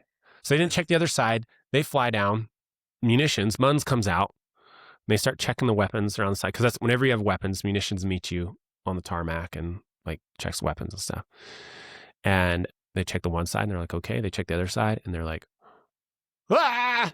And then that's when it all fecal matter hit the rotating oscillator. Wow. and it was, and so then it was everything went on lockdown and like all this stuff, and then they fired everybody, and then they got it all straight. But then it was the rest of us crew dogs that were there and leadership and whatever, and we just did that. Inspections and exercise after inspection after exercise after inspection, and it was just brutal, and it kind of sucked, and it like sucked the fun out of a lot. Well, it's just military in general, flying, they suck the fun out of it. So fair enough. Yeah, there's some fun parts, but sure. So how long were you at Barksdale? 6 years-ish. That's a good chunk of time. Yeah. So I did 7 total years on active duty from that time. And then I decided at that point, I was like, I'm going to go do something else. And then we moved back to Utah, but then I joined a special warfare unit in Idaho. Okay. And then I was special warfare. Before we move to special warfare, I'd love to hear a little bit more about, what year was this when you were in Barksdale? I was there. So I was in flight training 08 to 09, and I was there from 9 to 15. Okay, so we were busy. There was a lot going on in the world, military. So did you deploy? Did you have to go overseas at all? I deployed twice, but not where you think. Okay. Well, there was other instances, but there's a lot going on, right? So we like to have a presence throughout the world, right? Okay. So what they had was continuous bomber presence in the Pacific. Okay. So we would go there to just like show our presence to people over there, China, Russia, North Korea. Okay. And so we deploy to Guam, and we would go beyond Guam. We would deploy like 6 months at a time, and then we would just fly around. Just let people know you're there. Let people know we're there. We'd poke the bear. It's a lot of those things that you don't know about that's going on. And then you might maybe hear about it later in the news, like way after it's happened. But like I've done things, I've flown up and down that's with China. Again, I've flown the DMZ. Okay. Right by North Korea. Oh, wow. Okay. China, kind of poke the bear with them, with Russia. These things happen both ways, right? They do. Okay. There are like bombers, the bear bombers out of Russia. They'll fly around Guam. Or they'll have ships that come out, and it's just this posturing thing that goes on a lot in the military, and a lot of people not military are like, oh my gosh, and it's like that's been happening for years. Years. Okay. And we posture, we bow up on each other a little bit, but then it's just like, okay, all right, it's not like we're going to war, oh my gosh, it's not gonna happen. So that was the kind of stuff we did. We flew a lot out there, but we also had a lot of fun. Sure. We're on an island. I was going to say, I've never been to Guam, but I think it's like fairly tropical, like you said, Pacific, like, They call it poor man's Hawaii. Yeah. Okay. Not bad then. And which Guam's amazing. I don't know why they call it poor man's. I think it's because it's cheaper for people in like the East to get to Guam than to get to Hawaii. Okay. But for people coming from the West, in the United States, it's cheaper to get to Hawaii. Okay. Like Hawaii tickets, $600-700, but a ticket to get to Guam from the United States is like $2,000. Oh wow. Okay. So, but yeah, I think that's why they call it poor man's Hawaii. But it's pretty like nice it's water awesome. And like so they have like a Tumon Bays like Waikiki. Oh, nice. In Hawaii. They have it's in the Marianas Trench, so they have some of the best snorkeling and scuba in the entire world, deepest water. So we would do that. We'd snorkel, we'd scuba. wild pigs we would hunt on the island with Nice. our bows. We'd take our bows down there because anything we could load up into the jets, we could take. So we'd stuff it all in there. And like I'd take, my bike and golf clubs and my bow. And Nice. some people, to each their own, they'd be shoving TVs and PlayStations and whatever up in their Xboxes. And I'm like, why do I need all that extra? We already have a TV at the house, but they would bring in a whole extra TV to put in their room so they could sit and play Xbox all day. And there was times when my roommates, I'd leave and I'd leave in the morning and I'd go hike, I'd go snorkel, I'd go surf, whatever. And I'd come back in the evening. They had never left their room. They're still in there yelling at their TV play. And I'm like, dang, dude. I'm like, you could do that like at home. Yeah. We're halfway around the world on a tropical island. And there's a lot of history there. World War II history. Yeah. You climb through the jungle and you're seeing like artillery, caves where the Japanese hung out, unexploded ordnance, crashed jets in the jungle. Well, there weren't jets back then, but like B-29s, B-25s. Wow, that's freaking cool. I mean, especially, being a pilot, like to come across things like that. Yeah, it was amazing. The history was amazing. We actually took a history tour and they took us all, walked us through caves, seen the artillery. You'd snorkel in the water. You see tanks that were sunk or ships. How does a tank end up in the water, dude? Who knows? I guess that's the it's mystery, a war. Right? Yeah, that's wild. So it was probably like an amphibious assault that they were doing and trying to roll up onto the beach to take the island. And so there's like literally like tank tracks, like they're big treads, just like laid out in the water, tanks, boats. Like I said, unexploded ordnance. They give you a whole brief before you go in the jungle and show you pictures of unexploded ordnance. Be like, don't touch it. If you find something, don't touch it. And you can tell us because we go out there hunting all the time. But yeah, it was awesome, man. Yeah. It was a good time. And so in the morning I'd run. So we lived in these, we call them hooches. They're just these little houses that are like made of cinder block. Okay. But they were right on the 7th hole of the golf course. Not bad. So you could literally tee off at the end of the street if you want to like walk down there. But then I would run to this cliff. It was like 500-foot cliff in the morning, watch the sun come up. Oh, man. And the ocean's crashing down there 500 feet below. And then I'd run back. And then, you go to the chow hall in the morning. The chow hall is right across the street. And you get breakfast. Then you go in the office. If you weren't flying, you do some paperwork and things. But then you get some lunch, do some more paperwork. You'd leave about 4. And then I'd hop on my bike because I had a road bike and I would ride. And I had a loop. I'd ride down to this private beach, hang out, and then I'd ride back. And I'd eat dinner. And then I'd go to the gym because the gym was right next to the chow hall. And I'd be in the gym for like 3 hours. Not bad.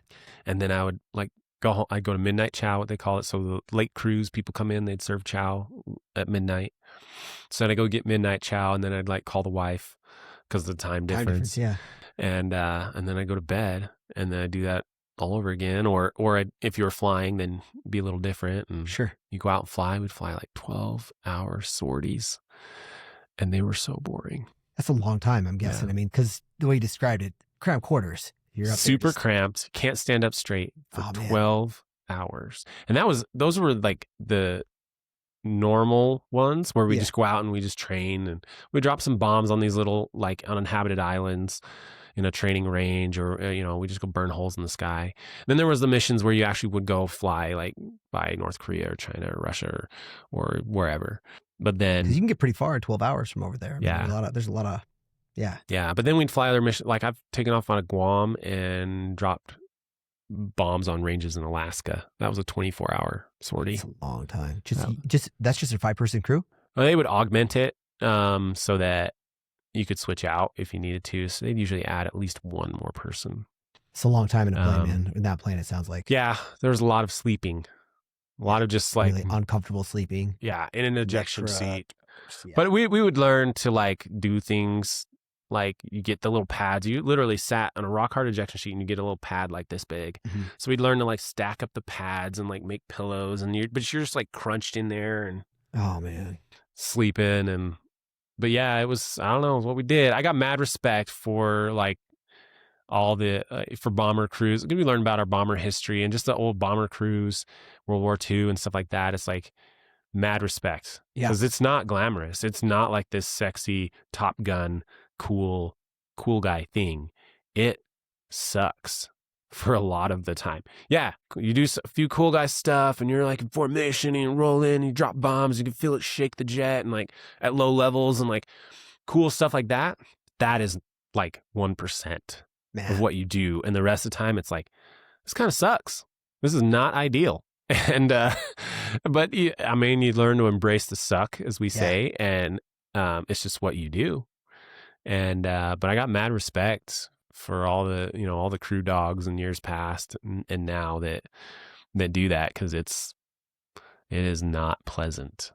Do you think that anybody can learn that kind of attribute of that skill to hate the hard, to not hate the hard stuff, but to embrace the hard stuff, embrace the suck, like you said? Or is that something that's like, I think it's a skill that a lot of people need to learn more. Yeah. I think it can be. I mean, again, I'm the weirdo that's like this weird driven, and I'm really good at discipline and embracing the suck.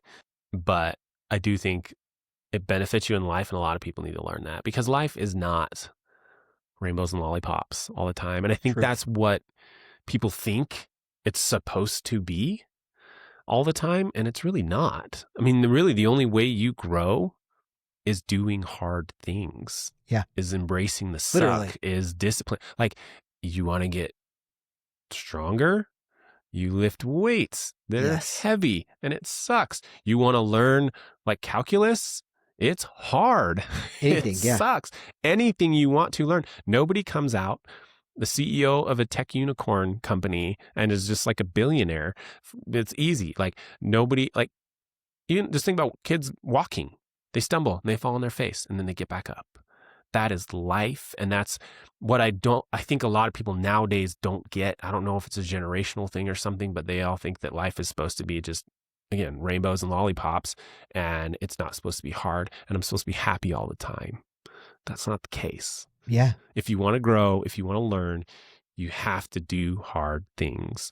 And that requires some discipline. That requires, consistency to get good at those things. It's like kids, think, oh, I'm going to be in the NBA. And then they never play basketball. Or they like play just a little bit in high school or whatever. And it's like, no, bro, like those people, like they're really good. You look at, the Jordans, the Kobes, the LeBrons, like Caitlin Clark, Steph Curry, they're shooting like 5,000 3-pointers a day. Yeah. Like, then maybe if you're shooting 5,000 3-pointers a day, maybe you're going to get there. Yeah. Then you can probably get there. And if you're not, then maybe you can start to complain. Yeah. And be like, but what else do I got to do to get there? Yeah. Not just, life is hard, it sucks.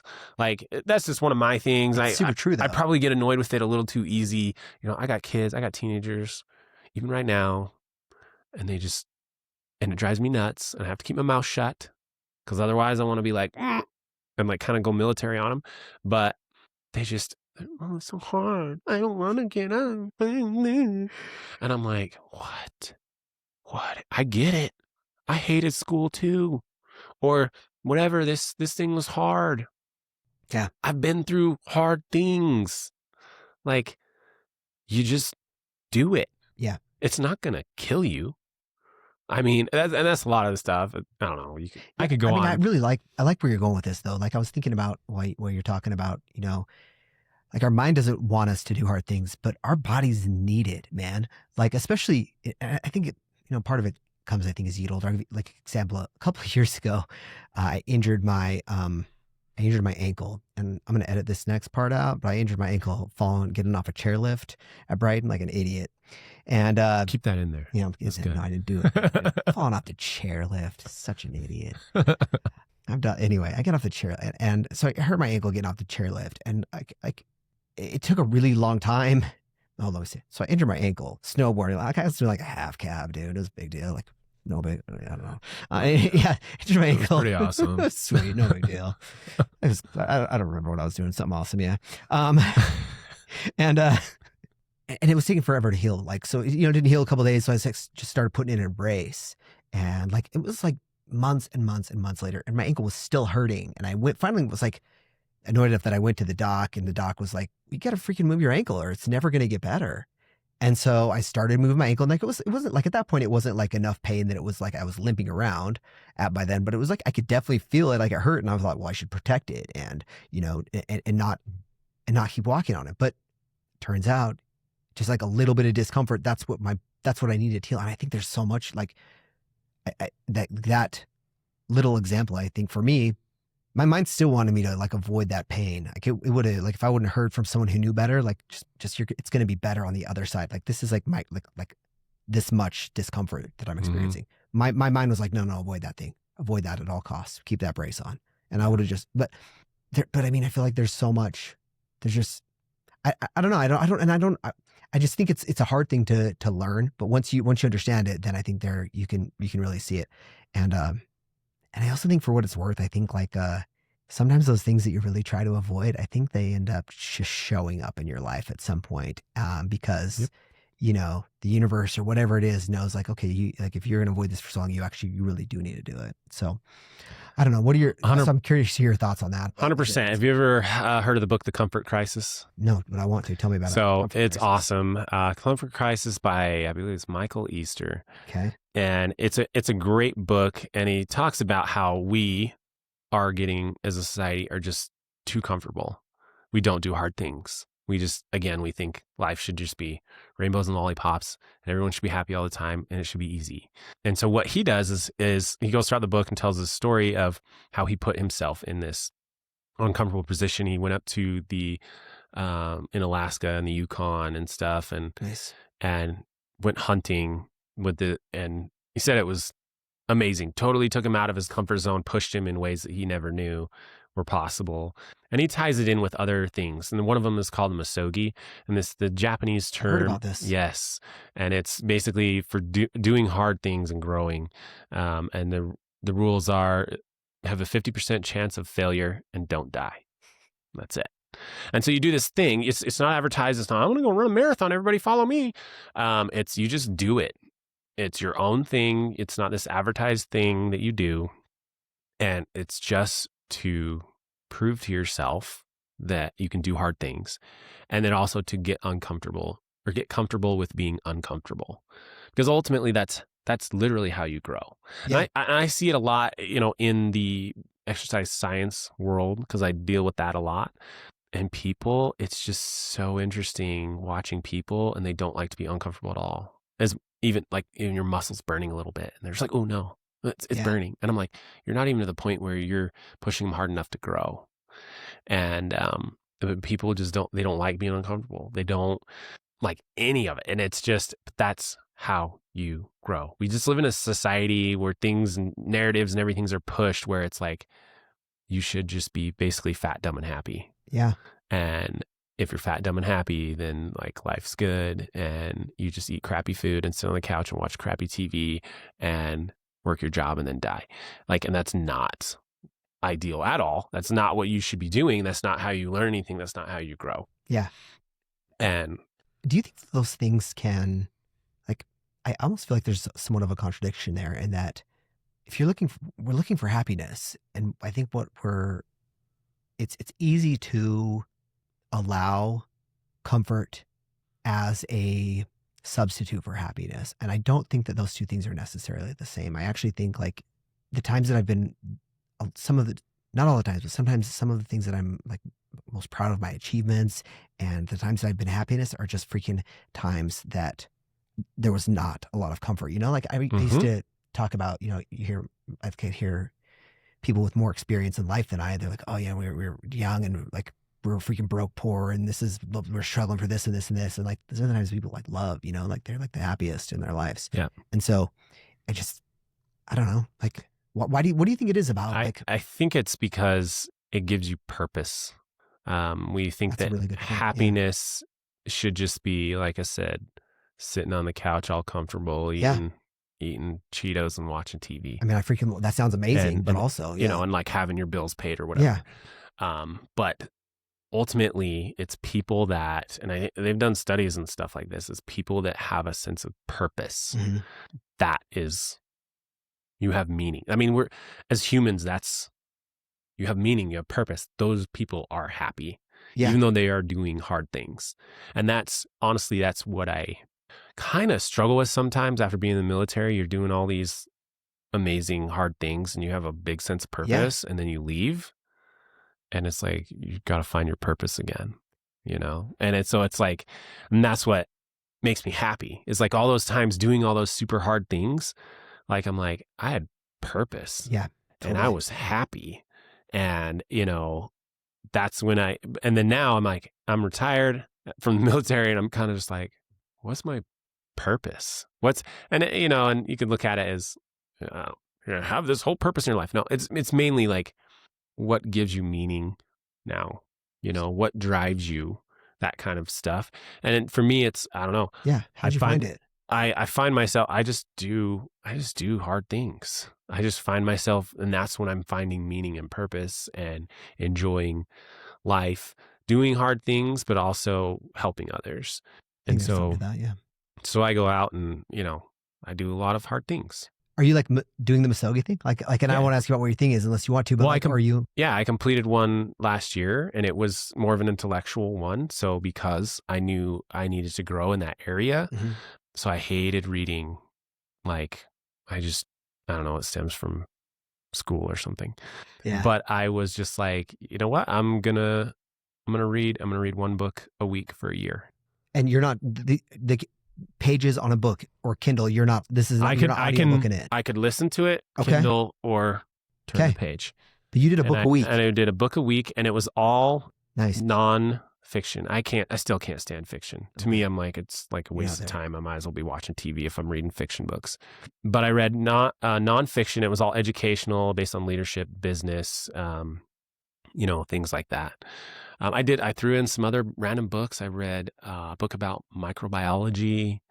I read some history, a lot. Those are really interesting, different war books on different, things like Delta Force and, different events, different operations and stuff. And then just plain history about like the Wild West and, cowboys and mountain men. Like, those dudes were crazy, let me tell you. Yeah. And most of them died before they were 30. You think they were these like big burly old dudes? No, they were like the crazy kind of van life roaming like 20 somethings of today. But they were like, but instead of like in this cushy $200,000 van, they're literally sleeping in the dirt and running from grizzly bears and hoping, some native tribe doesn't kill them. And they were hardcore. And so just fascinating stuff like that. And I didn't tell anybody at the time.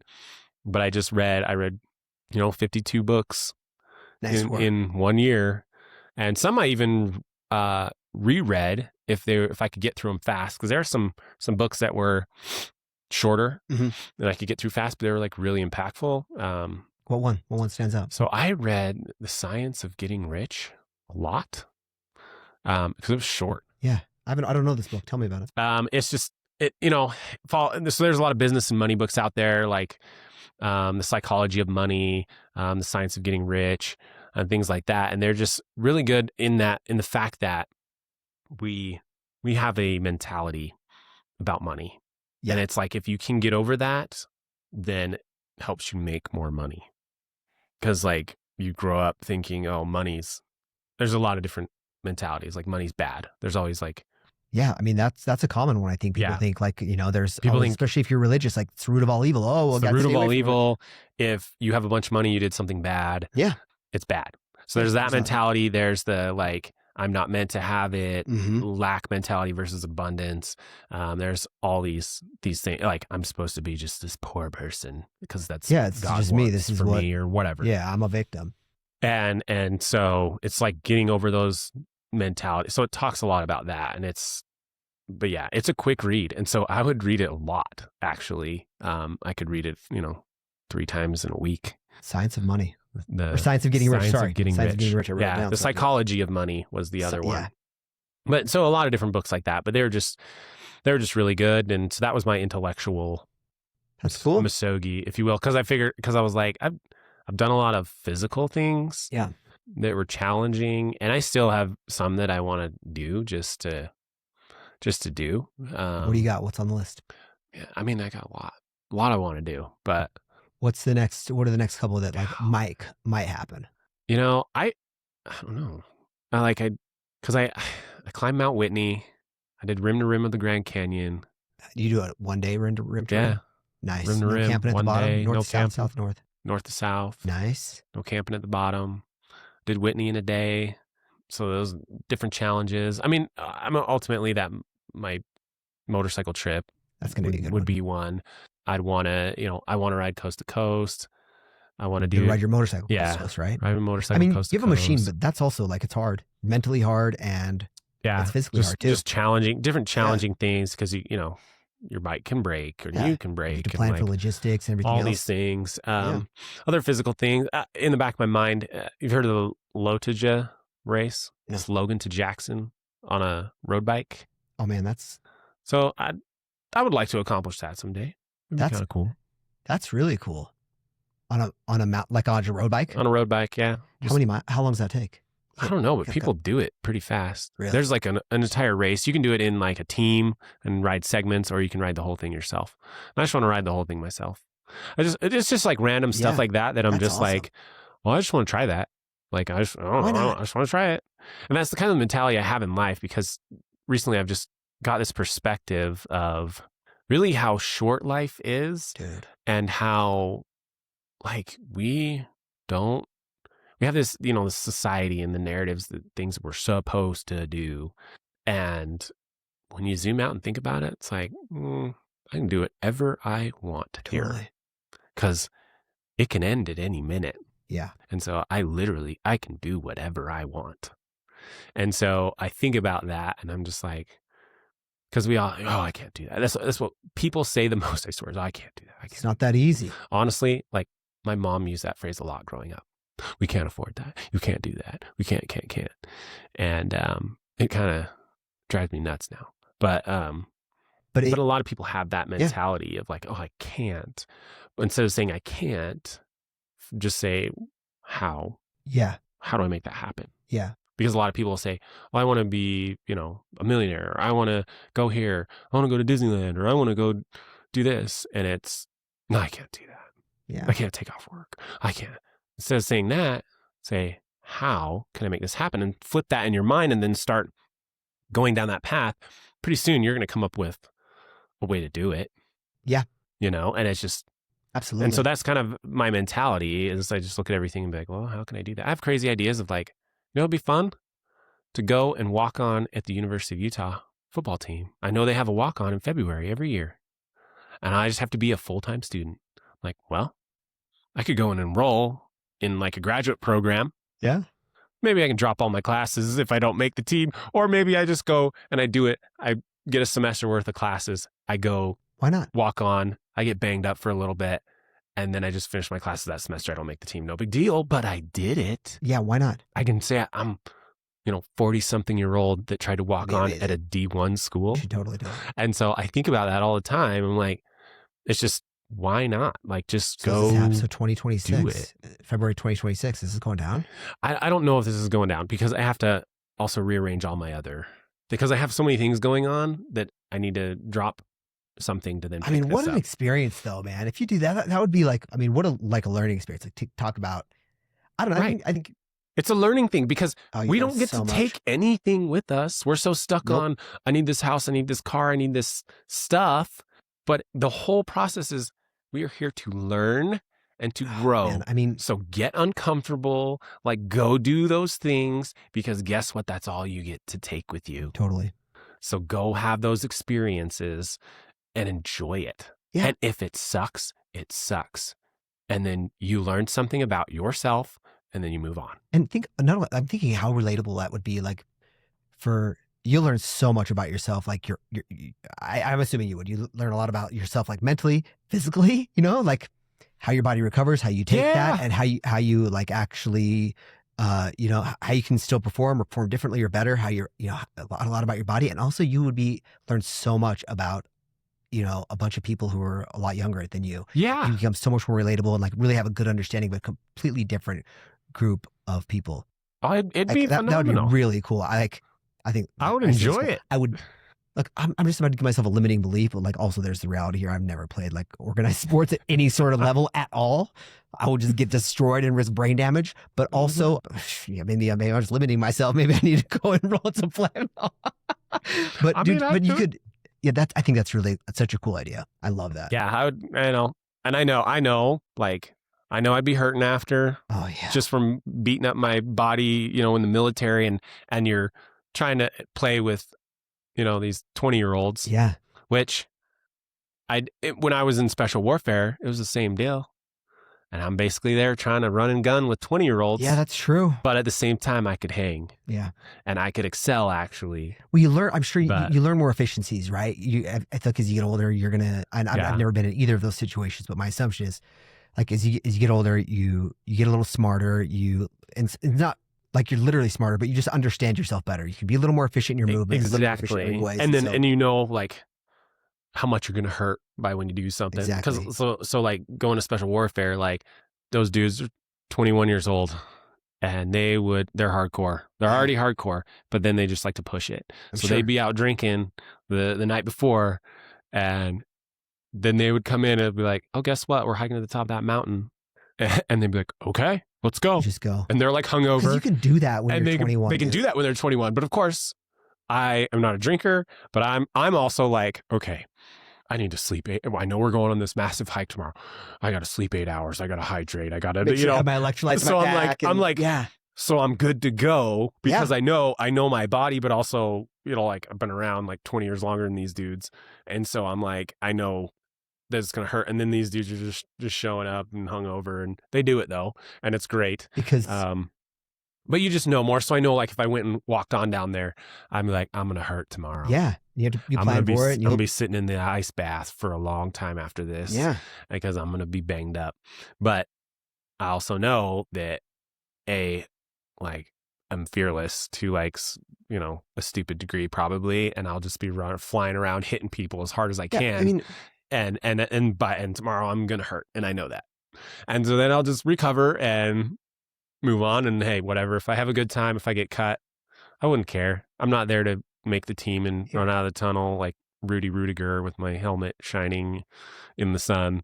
I mean, that would be pretty awesome, but highly unlikely that that's going to happen. But it would still be cool. But it's just that you just try.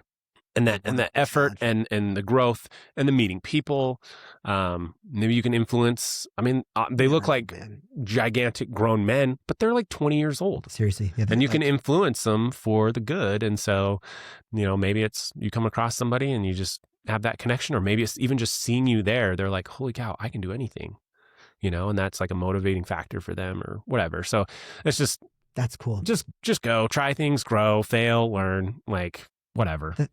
The whole view on failure is so different. Did you have that view when you were a kid? Like as you were younger, I didn't develop that view on failure until much later in life, where it's like to separate failing at a task from like myself as a failure. Like, have you kind of always had the view? Because it's just now you're like, grow, fail, who cares? Failing, growing, it's all together. I would say, as a kid, you're still a kid. You hate failure. I know as a kid is a failure. Of course, you don't like to fail. You don't like to do bad at things.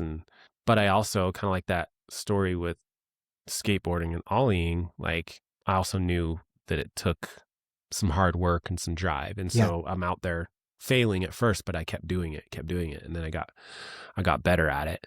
And I think that also helped. I think sports also played a part in that, in losing, because I was also very competitive.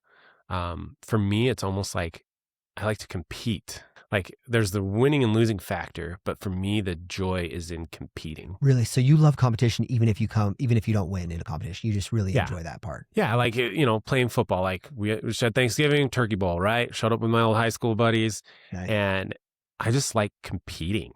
Yeah. Like competing is fun. Now, I'm not one of those psychos that's like, I love to compete at everything. I'm going to like beat you at Candyland or, Chutes and Ladders or whatever dumb board game. I hate board games, but I'm not like that. Like, I know I'm emotionally intelligent enough to know when to turn it on and turn it off. But when it comes to like football, or when I know it's like, this is serious, I just love competing. Okay. Win, lose, or draw. It's just, that's probably my favorite part. Sure, I love winning. Winning's great, but I'm not like one of those psychos that like, I have to win. It's not everything. You're not. Yeah. I'm just like, I can understand and be like, man, competing, man, that was, and I coached a lot of football for my kid and his teams, and, soccer and basketball and all this. But just being in that environment and competing, and then hopefully I can teach the kids how to compete. Yeah. It's healthy competition, right? Yeah. Positive way, and understanding when, what to learn from when you lose. And that's that failure piece again. And so, I mean, failure is the greatest teacher. So true. And I mean, honestly, like back when I was flying and we're doing all those check rides and stuff, and the rides leading up to those check rides, I'd literally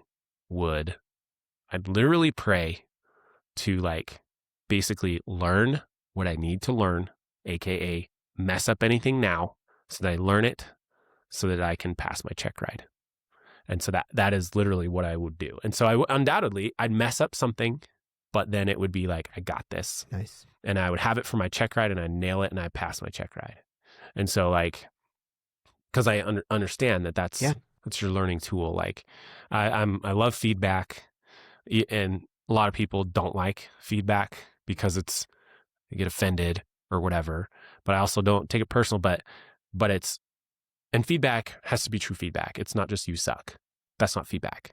If you say you suck and here's why, and here's how you fix it, I'll be like, okay, cool. Because that's how we rolled in the military. It was very like, you took the rank off after those flights and debriefs and like special warfare and stuff. Like rank comes off, rank comes off, and you sit down and you'll be like, let me tell you why you suck and why you screwed this up. And then it would be like, okay. And everyone would own it. Everyone would own, because nobody's perfect. Everyone's screwed up something. They would own it. And then as soon as you walk out that door, rank comes back on, customs and courtesies. And you're like, okay. So we shifted just a little bit just now. You were talking about special. So just for tell me, what's special warfare mean? What is so in the Air Force, you have your special warfare category. So in Air Force, a lot of people think everyone flies jets. Okay. And actually I think it's like 10% of people are actually warfighters in the Air Force. Okay. In the entire Air Force. A lot of them are running the behind the scenes stuff, whether it's maintainers, whether it's finance, whether it's personnel stuff, whatever. Only 10% are warfighters. So, and most of those are aviators. And then you have an even like smaller percentage, like 1%, which is special warfare. Okay. And those are pararescue, combat control, and tactical air control party. So PJs, CCT, or TAC-P. Okay. So I was in TAC-P. So pararescue is like, it's actually one of the most challenging career fields to get into. They have the highest attrition rate, higher than Navy SEALs and all that. Wow. Because they do everything and they do it extremely well, and it's to rescue people, right? Combat controllers, their ideal thing, they're in special warfare, they do a lot, and so does TAC-P, but their ideal thing is to control aircraft in like austere airfields. So they could potentially like jump in with like some Rangers. Okay. The Rangers would secure the airfield, and then they would talk to the jets and bring in like some of those special op, C-130s to land and bring in and set up an airfield. But they also do a lot of other things. Oftentimes they do get what's called JTAC qualified, Joint Terminal Attack Controller qualified, so then they can do close air support. Okay. And they also do a lot of the running and gunning and everything. Then you have Tactical Air Control Party. Our primary mission is close air support. So we have the JTAC qualification, Joint Terminal Attack Controller, so that we can terminally control aircraft to drop weapons. Okay. So if you've ever seen the movie We Were Soldiers, I haven't seen it. No. Mel Gibson, and it's the movie about the Yen Drang Valley in Vietnam. Okay. And there's a portion when there's a dude on the radio and he's like, I want firepower on that mountain right now. And he's like, I got jets stacked up every 1,000 feet, and he's on the radio. Okay. That's kind of like what we do. It kind of stems from that. Okay. And so our primary mission again is on the radios, talking with the jets and putting bombs on target. Okay. And it's this whole thing, but we train to all these different modalities because we have to be able to go with whoever, right? So conventional forces, but also SEALs, Rangers, Green Berets, all of that. So we can go to all the different schools. We can go to Ranger School. We can go to Sniper School. We can go to Dive School. We go to Air Assault. We go to, like Jump School, like all the things, because you need to be able to integrate Gotta understand, sure, with any of the forces. Like we did horse packing. So like, have you ever seen the movie 12 Strong? Yeah. And they rode horses like into Afghanistan. Wild. Like we would train with horses. We had dirt bikes. We had side-by-sides. We had snowmobiles. We had ATVs. We had, we worked with helos. We worked with like That's A10s. Worked with all these things, and man, it was a blast. And you worked with all these high-speed people doing this like, complex high-speed mission. But man, I like that even more than flying, honestly. So when you left active duty, you said I this is switched to that. the group in Idaho that you were Mhm. out of Idaho that you were working with. How long were you doing that? Golly, another 9+ years, I think. Dude. Did you? So which of those? You mentioned a bunch of different trainings and schools that you could go to. Did you do any of those schools? Yep. And we had dudes that did a lot of different stuff. Mhm. So I went to Air Assault. I had opportunities to go to Jump, to go to Spies and Fries, Rap Master, Rappel Master, and then be an instructor for Spies and Fries. Because I was a very involved officer. Mhm. A lot of the officers are not involved. And that's a whole nother story on leadership and all that stuff. But I initially came to that squadron and they said there's a big divide between the officers and enlisted and we need to get this corrected. And I was like, okay, I got it. And it took years, but I kind of mended that divide. But I did that I was just involved with everything they did. I served them. I was with them.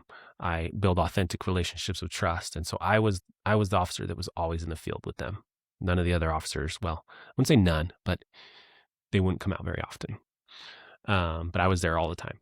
There's something to that, just like being with somebody like in an experience, right? Just even if you don't like whatever the value that you bring, like there's a lot of value that you can bring by literally just being with someone in a moment, right? Yep. And you build that authentic relationship of trust. And Yeah. that's what you have to do as a leader. You have to, a lot of people think, oh, I just come in and I'm like, you just do what I say. But that's not the case, right? Yeah. You have to have that relationship of trust because especially in a military and a life or death situation, like they have to be able to trust you that you are going to lead them and not screw them over. Yeah. And so I was out there all the time with them, doing all the things. And so the two schools you said were Spies and Fries, you said? Yeah, so that's the fast roping out of helicopters. So I did air assault, and that's rappelling out of helicopters and like sling load, stuff like that. What's a sling load? Sorry. It's where you hook stuff to the bottom of the helicopter and fly it off, Humvees and whatnot. That's pretty cool. Just like hook a Humvee to the bottom of a helicopter. It was pretty cool. For me, that sling load is like, it's learning what to do with that. But the funnest part was rappelling out of the helicopter. Is that like you said? Like you just like slide down on a rope, basically. Like so there's rappelling and then there's the fast rope. Okay, what's the difference? So rappelling is like you're hooked in with a harness. Okay. And then you lean out and all the way to the ground. Air assault. Okay. It's a little antiquated, if you will. Okay. But it depends. I mean, they did it in Afghanistan, things like that. But then fast roping, the Spies and Fries. So there's two parts to that. Is inserting yourself really fast and then being picked up really fast. Okay. So that the one is inserting with the fast rope. So you're not hooked into anything. You just grab onto the rope and it's just a handbrake down, right? Yep. Oh, dude. Down to the ground. They're not where you're rappelling, you're like hovering like 100 feet in the air. Yeah. But you're fast roping, you're like 20 feet, something like that. And then the extraction piece of that is helicopter comes and you hook in, you're in a harness, you hook in and the helicopter doesn't touch the ground and then it starts flying and you're like dangling beneath the helicopter and you're like flying away. So they were That's wild. So there was that, and there was jump school. I was thinking about going to Ranger. We had a few guys go to Ranger. But you did jump school though? But no, so I ended up, so here's the thing. Okay. I ended up going to air assault. And then later, I'm trying to think of the timelines, but COVID happened. Okay. I screwed everything up, right? Yeah. I had school slots to Spies and Fries and instructor because I was an officer and they wanted an officer to be the instructor or just to be able to sign off on the trainings. And so they wanted to have me go through that and be an instructor for that. So I was going to do Spies and Fries and the instructor course for that. I was going to go back to Repeller Master because I'd already done air assault. I was going to go, and they wanted to stay and do Rappel Master, but I had to get back. Yeah. So I couldn't stay that 1 week. So they were going to send me back to the Rappel Master. And then they were also going to send me to jump. COVID happened. Oh, It screwed up everything, Yeah. man. And Spies and Fries is in Hawaii, man. Would have been awesome. It would have been awesome.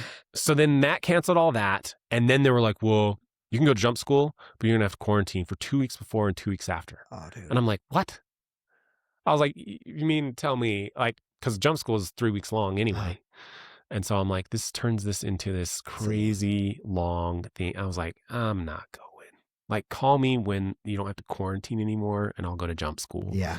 And then, but in the meantime, I'm doing all this stuff, training, going to all these shooting schools and like a bunch of cool stuff that, you know, at once COVID was kind of getting over with and going back up. And then I was ramping back up to do even more stuff. And then, and like lots of good things were happening. I was on track. They wanted me to be the commander of the squadron, but then like stuff happens. Sure. You get broken. And then is that what happened? You had a little setback, a little injury, or what? Well, so it feels like there's a story here. There's a long story. So I will just say this. So again, during COVID time, okay, right? They mandated that all the military needed to have the COVID vaccine. Okay. I was doing my homework on it. I'm like, man, this is okay. But then it came down to the point where the commander calls me up and he says, you have to get it tomorrow or we're doing paperwork to kick you out. Wow. And I'm like, okay, well, I understand if anything happens to me, the military should take care of me. And so I was on orders. It was all documented, everything. I went and got the shot. And 1 week later, I ended up in the ER. Wow. So basically, long story short, I have like neurological damage and inflammation and all this stuff. So I got messed up from it. It's way more common than people think. Yeah. Wow. And they had like, what, 1,000% increase in neurological vaccine injuries in the military alone. 1,000% increase. So without going down that rabbit hole forever, so that happened. And that was kind of like the straw that broke the camel's back. So I'm messed up in other ways, right? Like I had my sinuses explode in my face when I was flying jets. I had like, oh my gosh, you know, a bunch of other stuff. So that was kind of the straw that broke the camel's back. And so then I was medically retired. Okay. You know, it kind of sucks, but it all worked out in the end. I got my full retirement. So I'm retired from the military. I get all my benefits, you know, all that stuff. So it is what it is. It happens. Yeah. And, but yeah, it was crazy. It was a crazy, that's crazy. It was a crazy thing. There was like all these good things happening. And it was like, yes. And like, we want you to be the commander and you're going to go to all this training and do this, da, da, da, da. And then it was like, bam. The rug just gets pulled out. And then it was like, well, that's over. And so it took about, honestly, 2 years through the medical evaluation board. And then I was medically retired. Wow. So, okay. Yeah. And so you finished from that, and this is probably a good place. So curious, what was your they were going to make you the commander. What was your rank before that? I was a major. A major. Okay. And so you're finished as a major, and then, I mean, the whole process took a long time. And what have you been doing since then? So, with some of that, within some of that time period, I worked as a defense contractor. And so I'd worked on different programs. Any standout that you want to talk about, or anything that you really liked? It's really cool. Come defense contracting. It wasn't glamorous. It's like developing different training systems or doing logistics, you know, supply chain management for the entire division to make sure that all their stuff was correct. It's honestly kind of boring. The stuff that you never would have wanted to do when you were flying planes. No, yeah, no. I'm very much an operator. I love to be running and gunning and in the fight and all that stuff. Behind the scenes stuff bores me. Like, I know it has to be done, and Sure. I know there's people that have to, and I've done some of it. Like, I've done full circle. I bought the bombs that are dropped from the B-52s. You know, that's cool. You know, and then I've been the guy on dropping them. I've dropped the bombs. Yeah, I bought the bombs, and I've been on the guy talking to the jets in the air that dropped the bombs. Like, it's been a whole full circle thing. So I've seen it from every aspect, from acquisition, operation, and all that stuff.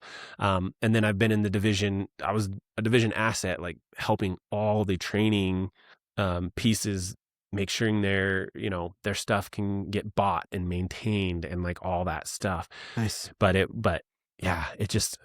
it kind of sucks. And it took a toll, and it probably had to do with just some of the people are like extremely toxic. Yeah. And it just wasn't my jam. Sure. And so one day I just called up my contract boss and just said, "Oh, man, I'm done."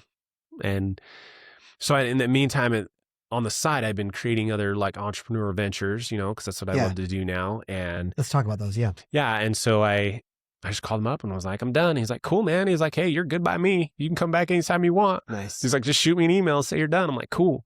So I did, and I turned in my stuff and I went skiing. It was awesome.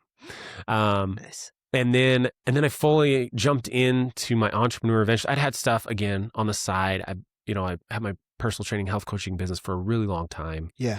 And so I just poured more into that. I also started my leadership consulting. So that was from the military. I saw a lot of poor examples of leadership. Yeah. And so I'm like, how can I correct this? Because this is crazy. We go to all the same leadership schools, but everybody sucks still. You not only suck as a human being, as a leader, you suck as a human being. Yeah. Like, why is that? And so I did a lot of research and whatever. And it's actually my master's degree. I wrote a thesis on, leadership in the workplace, and it's using emotional intelligence to get it there. Why do you think it's like, to your point, like these organizations, as great as the military, and there's exceptional leaders in there. And I think this is probably common with I've never served the military, obviously, but like, I think in any organization, there's these really, really tremendous leaders. And then there's also just people that are just terrible at it. Like, what do you think is emotional intelligence? It's emotional intelligence. That's the piece. Okay. And that's what I found in my research, my study. And that's why I wrote my master's thesis on it, was because I'm like, this is what I found. And this is it. And it's stuff that I've used. That's how I, mended that. I like you said, that example. Yeah.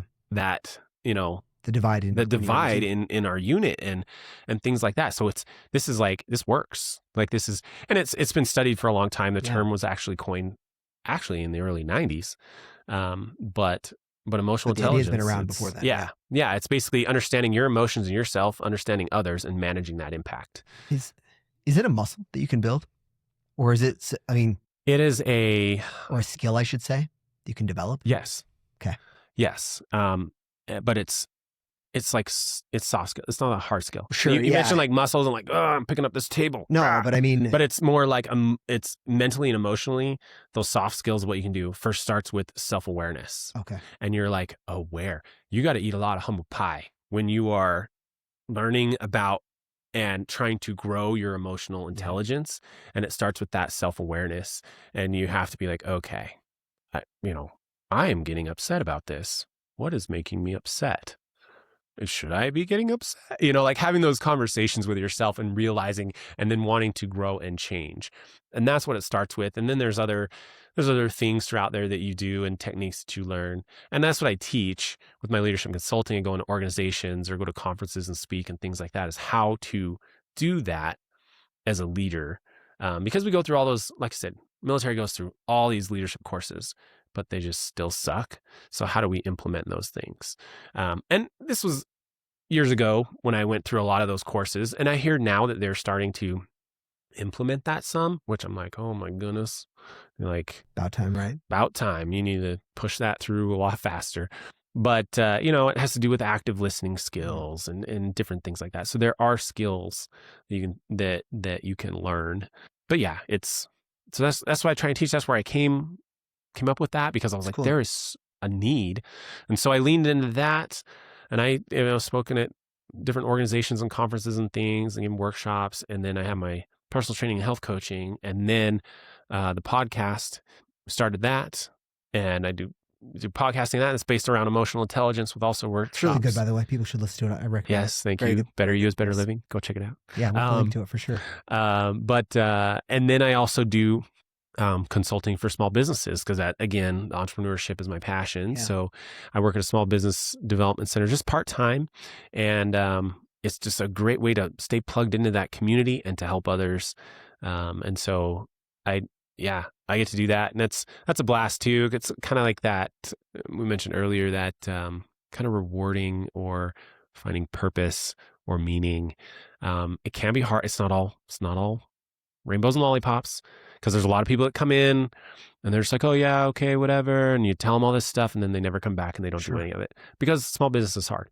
Yeah. But then the ones that really like listen and really dive in and work hard, and it's great to see them succeed, to help them get grant money, to, you know, see their business just grow, you know, or their, you know, and their social media followings and things like that. Like I've had some clients and they just went all in and they exploded like overnight almost. They have all, you know, all these followers and all these sponsors, and like they do all this fun stuff. And then same with others, you know, whether it's food trucks or event centers or, you know, just other businesses. And I just try and help them grow. And so it's cool to see that. But then I also like to work on myself and my businesses and grow those as well. So that's kind of what I do now is I just entrepreneur it and see what comes next. You get a lot of different things going on.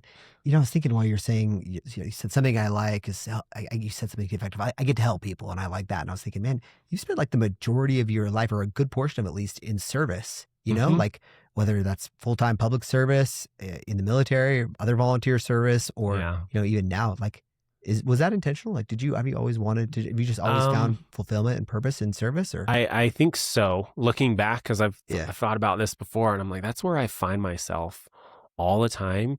Is I have passions, and then I love helping people succeed in those passions. Yeah. Right. So like skiing and snowboarding. Yeah. Like I was an instructor for so long. Yeah. And it's still to this day, I just get super excited when I help someone learn how to ski or snowboard and they do it. And I'm like, yes. Or like personal training. And I'm like, I'm helping them get in shape. And I see them lift something they haven't been able to, or get in really good shape. Like for some reason that just gets me really excited. But then also, you know, like the military, there was no like, I'm not like per se helping people or whatever, but I'm just like putting myself in the position, like I have this ability and I'm able and willing to help and serve when others can't or won't. Yeah. Like I think I've always been that way, even since I was a little kid. My mom tells a story of me as a little kid standing up to these other big kids because they were screwing around and doing something they weren't supposed to. And then I saw what happened, but I wasn't scared. And these big kids threatened me. And I just stood there and I told them I wasn't scared at all. And she's like, wow, I've never seen like a little guy like that. And you weren't scared at all. And so maybe that's where my mentality comes from with like the military too, is like, I have this ability, I will serve, I'm not scared, and I will just do those things. So it's just, I don't know, it's just a service thing. And, you know, like mission stuff we talked about, you know, all of it. I just find myself in helping people and it excites me. Honestly, I think my dream would be if I was like, I need to figure out how to get more money, like just tons of passive income. But I would just love to coach high school football. And I'm like, you don't even have to pay me if I had a bunch of money. Yeah. But to just coach high school football because I can impact a lot of people for change. And then there's my competitiveness and like excitement there. And then I would just love to like live in a van. You know, coach high school football, live in a van, maybe be some ski patrol and that's it, you know, and just like, and mentor people. Yeah. Like for free. You see a lot of that now where people are like, yeah, pay me like $5,000 a month and I'll mentor you in your business. And I'm like, really? I just want to help you. You don't have to pay me. Yeah, I need to be financially free and stable. But I just want to help people. I don't know. It's weird. I don't know. I think it's great, man. I mean, it's obviously works well for you so far. And so I hope so. Yeah. So we got 15 minutes here left, ballpark. What haven't we covered that you want to cover? I think we covered all of it. Covered some pretty good stuff. Went down some rabbit holes. We did. I love that. You know, something that I was thinking about, if you don't mind going here, was around, you know, you talked about emotional. I believe what you said, you were talking about emotional intelligence and how it starts with becoming self-aware. But looking in that proverbial mirror is a really hard first step, to take an honest look at yourself and be like, man, there are parts of me that like you said, someone like says like, parts of me suck, you know, like, or said differently, like, you know, parts of me have made bad decisions. Like I made bad decisions and I've done some things, and like, it's just freaking hard, really, really hard to look at yourself in the mirror to be like, I don't know. I just think it's hard. So I was curious if you have any thoughts on I don't know, when you talk to people and they are, maybe they're early on their journey of developing some emotional intelligence. I mean, how do you coach them to get past some of those early hurdles? Right. And I think it's has to do with mindset. Now, what your mindset is, we talked about failure earlier. Yeah. And what is failure? But growth. It's learning. So oftentimes they say fail fast and learn faster. Mm-hmm. Right? In the business world. Yeah. And that's how you're going to grow. So is anyone perfect? No. Of course not. So you look at it and you look and you're like, I failed. What can I learn from this? And that's how I've approached a lot in my life from, I would say, like teenage years, late teenage years, probably like at Snow College and stuff. And I was like, okay, I failed. What am I going to learn from this? And I think that's that piece that you have to internalize. Mm-hmm. So you have that self-awareness and you're like, yeah, I messed up. Yeah. Okay. What do I learn? What do I learn? I'm going to mess up more. Everybody messes up, whatever, but I'm going to learn from this. What am I going to learn? And that's personal for everybody, but you have to have that mindset change, right? You have to be comfortable with being uncomfortable, switch your mindset to growth mindset instead of like, a lack or victimhood or anything like that. I mean, you could go on, like we mentioned earlier, like I'm this black kid growing up in Whitesbury, Utah. I could pull the victim card all day long, Yeah. but I don't. I was not taught to be a victim. I am not a victim. And you are not a victim of your circumstances. Yeah, bad things happen. Everyone has their freedom of choice and they can do bad things to people. But what are you going to learn from it? So here's another great book. It's called The Choice. It's by Dr. Edith Eger. Okay. She was a survivor of the Holocaust. Oh, wow. And she became like a full PhD psychologist, and she's still alive. She's 94 or 98, something like that. She was a teenager. I think she was like 13 or 14. She was in Auschwitz. Oh, man. Highly recommend this book. We always have a choice. And she highlights that through her experiences in Auschwitz and things, but then also plugs in stories from her, therapy sessions and stuff, being a psychologist, and tells these really good stories about how she helped these people. They always have the choice. And one of my favorite lines from her is, suffering is universal, but victimhood is optional. And that's one of those things that I think a lot more people need to internalize, is that the suffering is optional, that I can't do that. I'm a horrible person. I messed up or whatever. Instead, it's like, how can I grow? How can I learn? What can I do, to be better, to help other people, to, whatever. So I think it really comes down, you have to flip that switch on the mindset and think, what am I going to learn from this? Is that the difference between suffering, between acknowledging that suffering is there and then, and keeping is the difference between victimhood and suffering only just acknowledging that there's something I can learn here? Is that? Yeah, is that that's a start from it, right? And she talks more in depth about it, so I'd highly recommend reading that. But it's optional, and she tells stories about it's literally the title of the book, The Choice, and it's like you always have a choice in the matter. And she had a choice when she was, like covered in fleas, laying in some nasty, ragged bed, whatever, in Auschwitz. And she has different examples of what they chose to do, even though their circumstances were like some of the worst in world's history. Wow. And she made it through that, her and her sister, and they made it through that. And it was all because, the suffering or the victimhood is optional. Suffering is universal. Everyone is going through something. It doesn't matter what it is. And everyone's at different levels of what they count as suffering. But that victimhood, that's always optional. You always have a choice. And that's kind of where she starts with. And it's true. It's really good. Man, that sounds like a good place to, or a good thing to dive into. In our last couple minutes, I'm just thinking, any wacky stories that stand out? Like, are there any of these from your time? I got stories for days about, the military and all that crazy stuff, or, whatever, just experiences. Let's think of one. What one pops in your mind right now? What pops in my mind right now? I mean, I don't know. I'm like, there's, All right. Are there, go ahead. well, no, I'm just thinking, I'm like, there's funny stories of like military shenanigans. And then there's like serious stories of things that I've learned through life and, how I have no control over life. It goes back to that. You have a choice.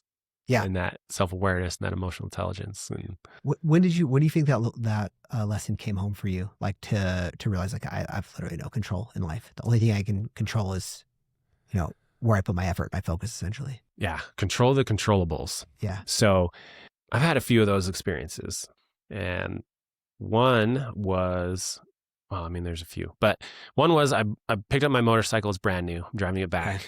I picked it up in Linden.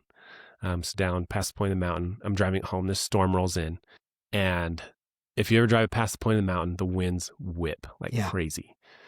So I'm driving this brand new motorcycle, and I'm very particular about my motorcycles too, right? Okay. And I pride myself in not scratching them. Right? And so I'm riding, and it is whipping me all over the road. And to the point where I am looking, I'm checking all around me and positioning myself for if I get a gust of wind that it just dumps me, that I'm not going to get like run over by a semi. And so it was one of those moments where I could not control anything. I was doing my best. Like I have all these years riding experience, all these training, like we rode motorcycles in the military. I've had dirt training, on road, off road, like all these things. And just my additional training riding motorcycles before and all these years of experience. And I was at a point where I'm like, I am at the mercy of this storm or whatever. And it's a humbling experience when you normally are pretty good at having control over everything. And then you have zero control, but you're doing your best and you're fighting. And so a lot of prayers were said, and I kept going. And I did not get thrown into a car. And then out of nowhere, some other dude on a motorcycle rolls up on the freeway right after the point of the mountain. It turns his flashers on and just gets in front of me, and is almost like a follow me kind of thing. And I just kept going, and I made it home. That's cool. And it was like an hour drive home. That's cool. But it was just weird that ultimately you don't have control. Another time hiking Mount Whitney, and, I'm very familiar with that, being in the backcountry and, with the military and special operations, special warfare, and it's a lot of training and stuff like that. So I'm like using all my training, I'm checking weather and doing all this stuff. And I know this storm's rolling in, and I'm like, I gotta make it to the top. My friends had left. They had ditched me. I was like slower hiking. So I'm like taking pictures and video, and this is so cool. And they just want to power hike this thing. And I'm like, this is amazing. Like, slow down a little bit. But they took off. It's just me. I end up meeting a dude. He's struggling. He's totally, going freaking hypoxic or whatever. Really? He's got altitude sickness. So I give him some stuff to help him out, and I keep going. And then I sit down at the top of these switchbacks. I'm at like 14,000 feet. I sit down to grab a snack, throw my jacket on because it's getting cold. And then here he comes bebopping up the trail. He's like, oh, those hikers gave me some good gummies. I'm feeling good now. Anyways, we make it to the summit together. And we take a picture. I look over my shoulder, and I'm like, that's a storm. We got to get out of here now. And so I basically ran at 14,000 feet, rock scrambled along this ridge until we got to the switchbacks to go down. And I see a bunch of fog and clouds just pouring over the switchbacks. Because you're high enough at this point that you're looking down on the clouds from the top of Whitney, right? Yeah. I mean, it was so big. It was just everywhere. Yeah. And so I get to the switchbacks, I drop in, and it was just lightning, and you can't see anything. Mm-hmm. And then the whole thing just lights up. Right. And I'm just like, again, I am a highly trained individual, and I know what I'm doing. I could stay on this mountain. I'd have no problem. And I've done stuff like that before. No big deal. But I can't control the lightning. Yeah. I can't control where the lightning's striking. And so again, a lot of prayers, and just the experience of like, I'm just going to control what I can control, and know that I am like it is what it is. Which in that moment is basically like your foot placement, I guess, right? I mean, you can just show where I'm going. Where I'm going, I'm watching for places to duck under rocks if like lightning strikes or whatever. But I hurry down the switchbacks. I come across another old guy. We end up sticking together going down the mountain. But I was walking down. I'm just like, cool. I could spend the night here and do this. I found these like cool caves and like whatever. And so I'm comfortable in those environments. Yeah. But there was a point where it was just like, there's nothing else I can do. Yeah. And you're like at the mercy but then, you know, it is what it is. You have a choice to make and you just keep going and it is what it is. Yeah. You're there, man. You just keep making choices and luckily I came out on the other side okay and in those instances, but you know, I don't know. It's just life's good. Life's crazy. We're here to learn. We're here to grow. So just go do the thing. Don't worry about what society thinks and whatever. And yeah, you can't control everything, but you just learn and grow your best and then you move on. I think that's it, man. I think you nailed it, right? We're here to learn and grow. Like, yeah, embrace it, enjoy it, figure out what you want and just freaking do it. Just do it. I like that, man. I think that's a great place to end. Lorin, this has been awesome. It has. Man, I really, really enjoyed this. Yes. Like the time went way faster than I thought it was going to go. And yeah, that just really, really appreciate you jumping in here, man. Thank you for having me. So, it's been good. Where can people find you, by the way? Yeah, you can, I guess you can find me on Instagram, Facebook, LinkedIn, just Lorin Jeppsen. Put all your links in there. Yeah. I do have a website, lorinjeppsen.com. And then you can find Better You is Better Living on Instagram and Facebook. Just Better You is Better Living. We got a lot of good content on there. Listen to our podcast. We do have workshops coming up, so yeah, we could throw those out too. Okay. But like, share, subscribe, follow, do all those things. Do it, man. And it's good stuff. All right, dude. This has been great. Again, thanks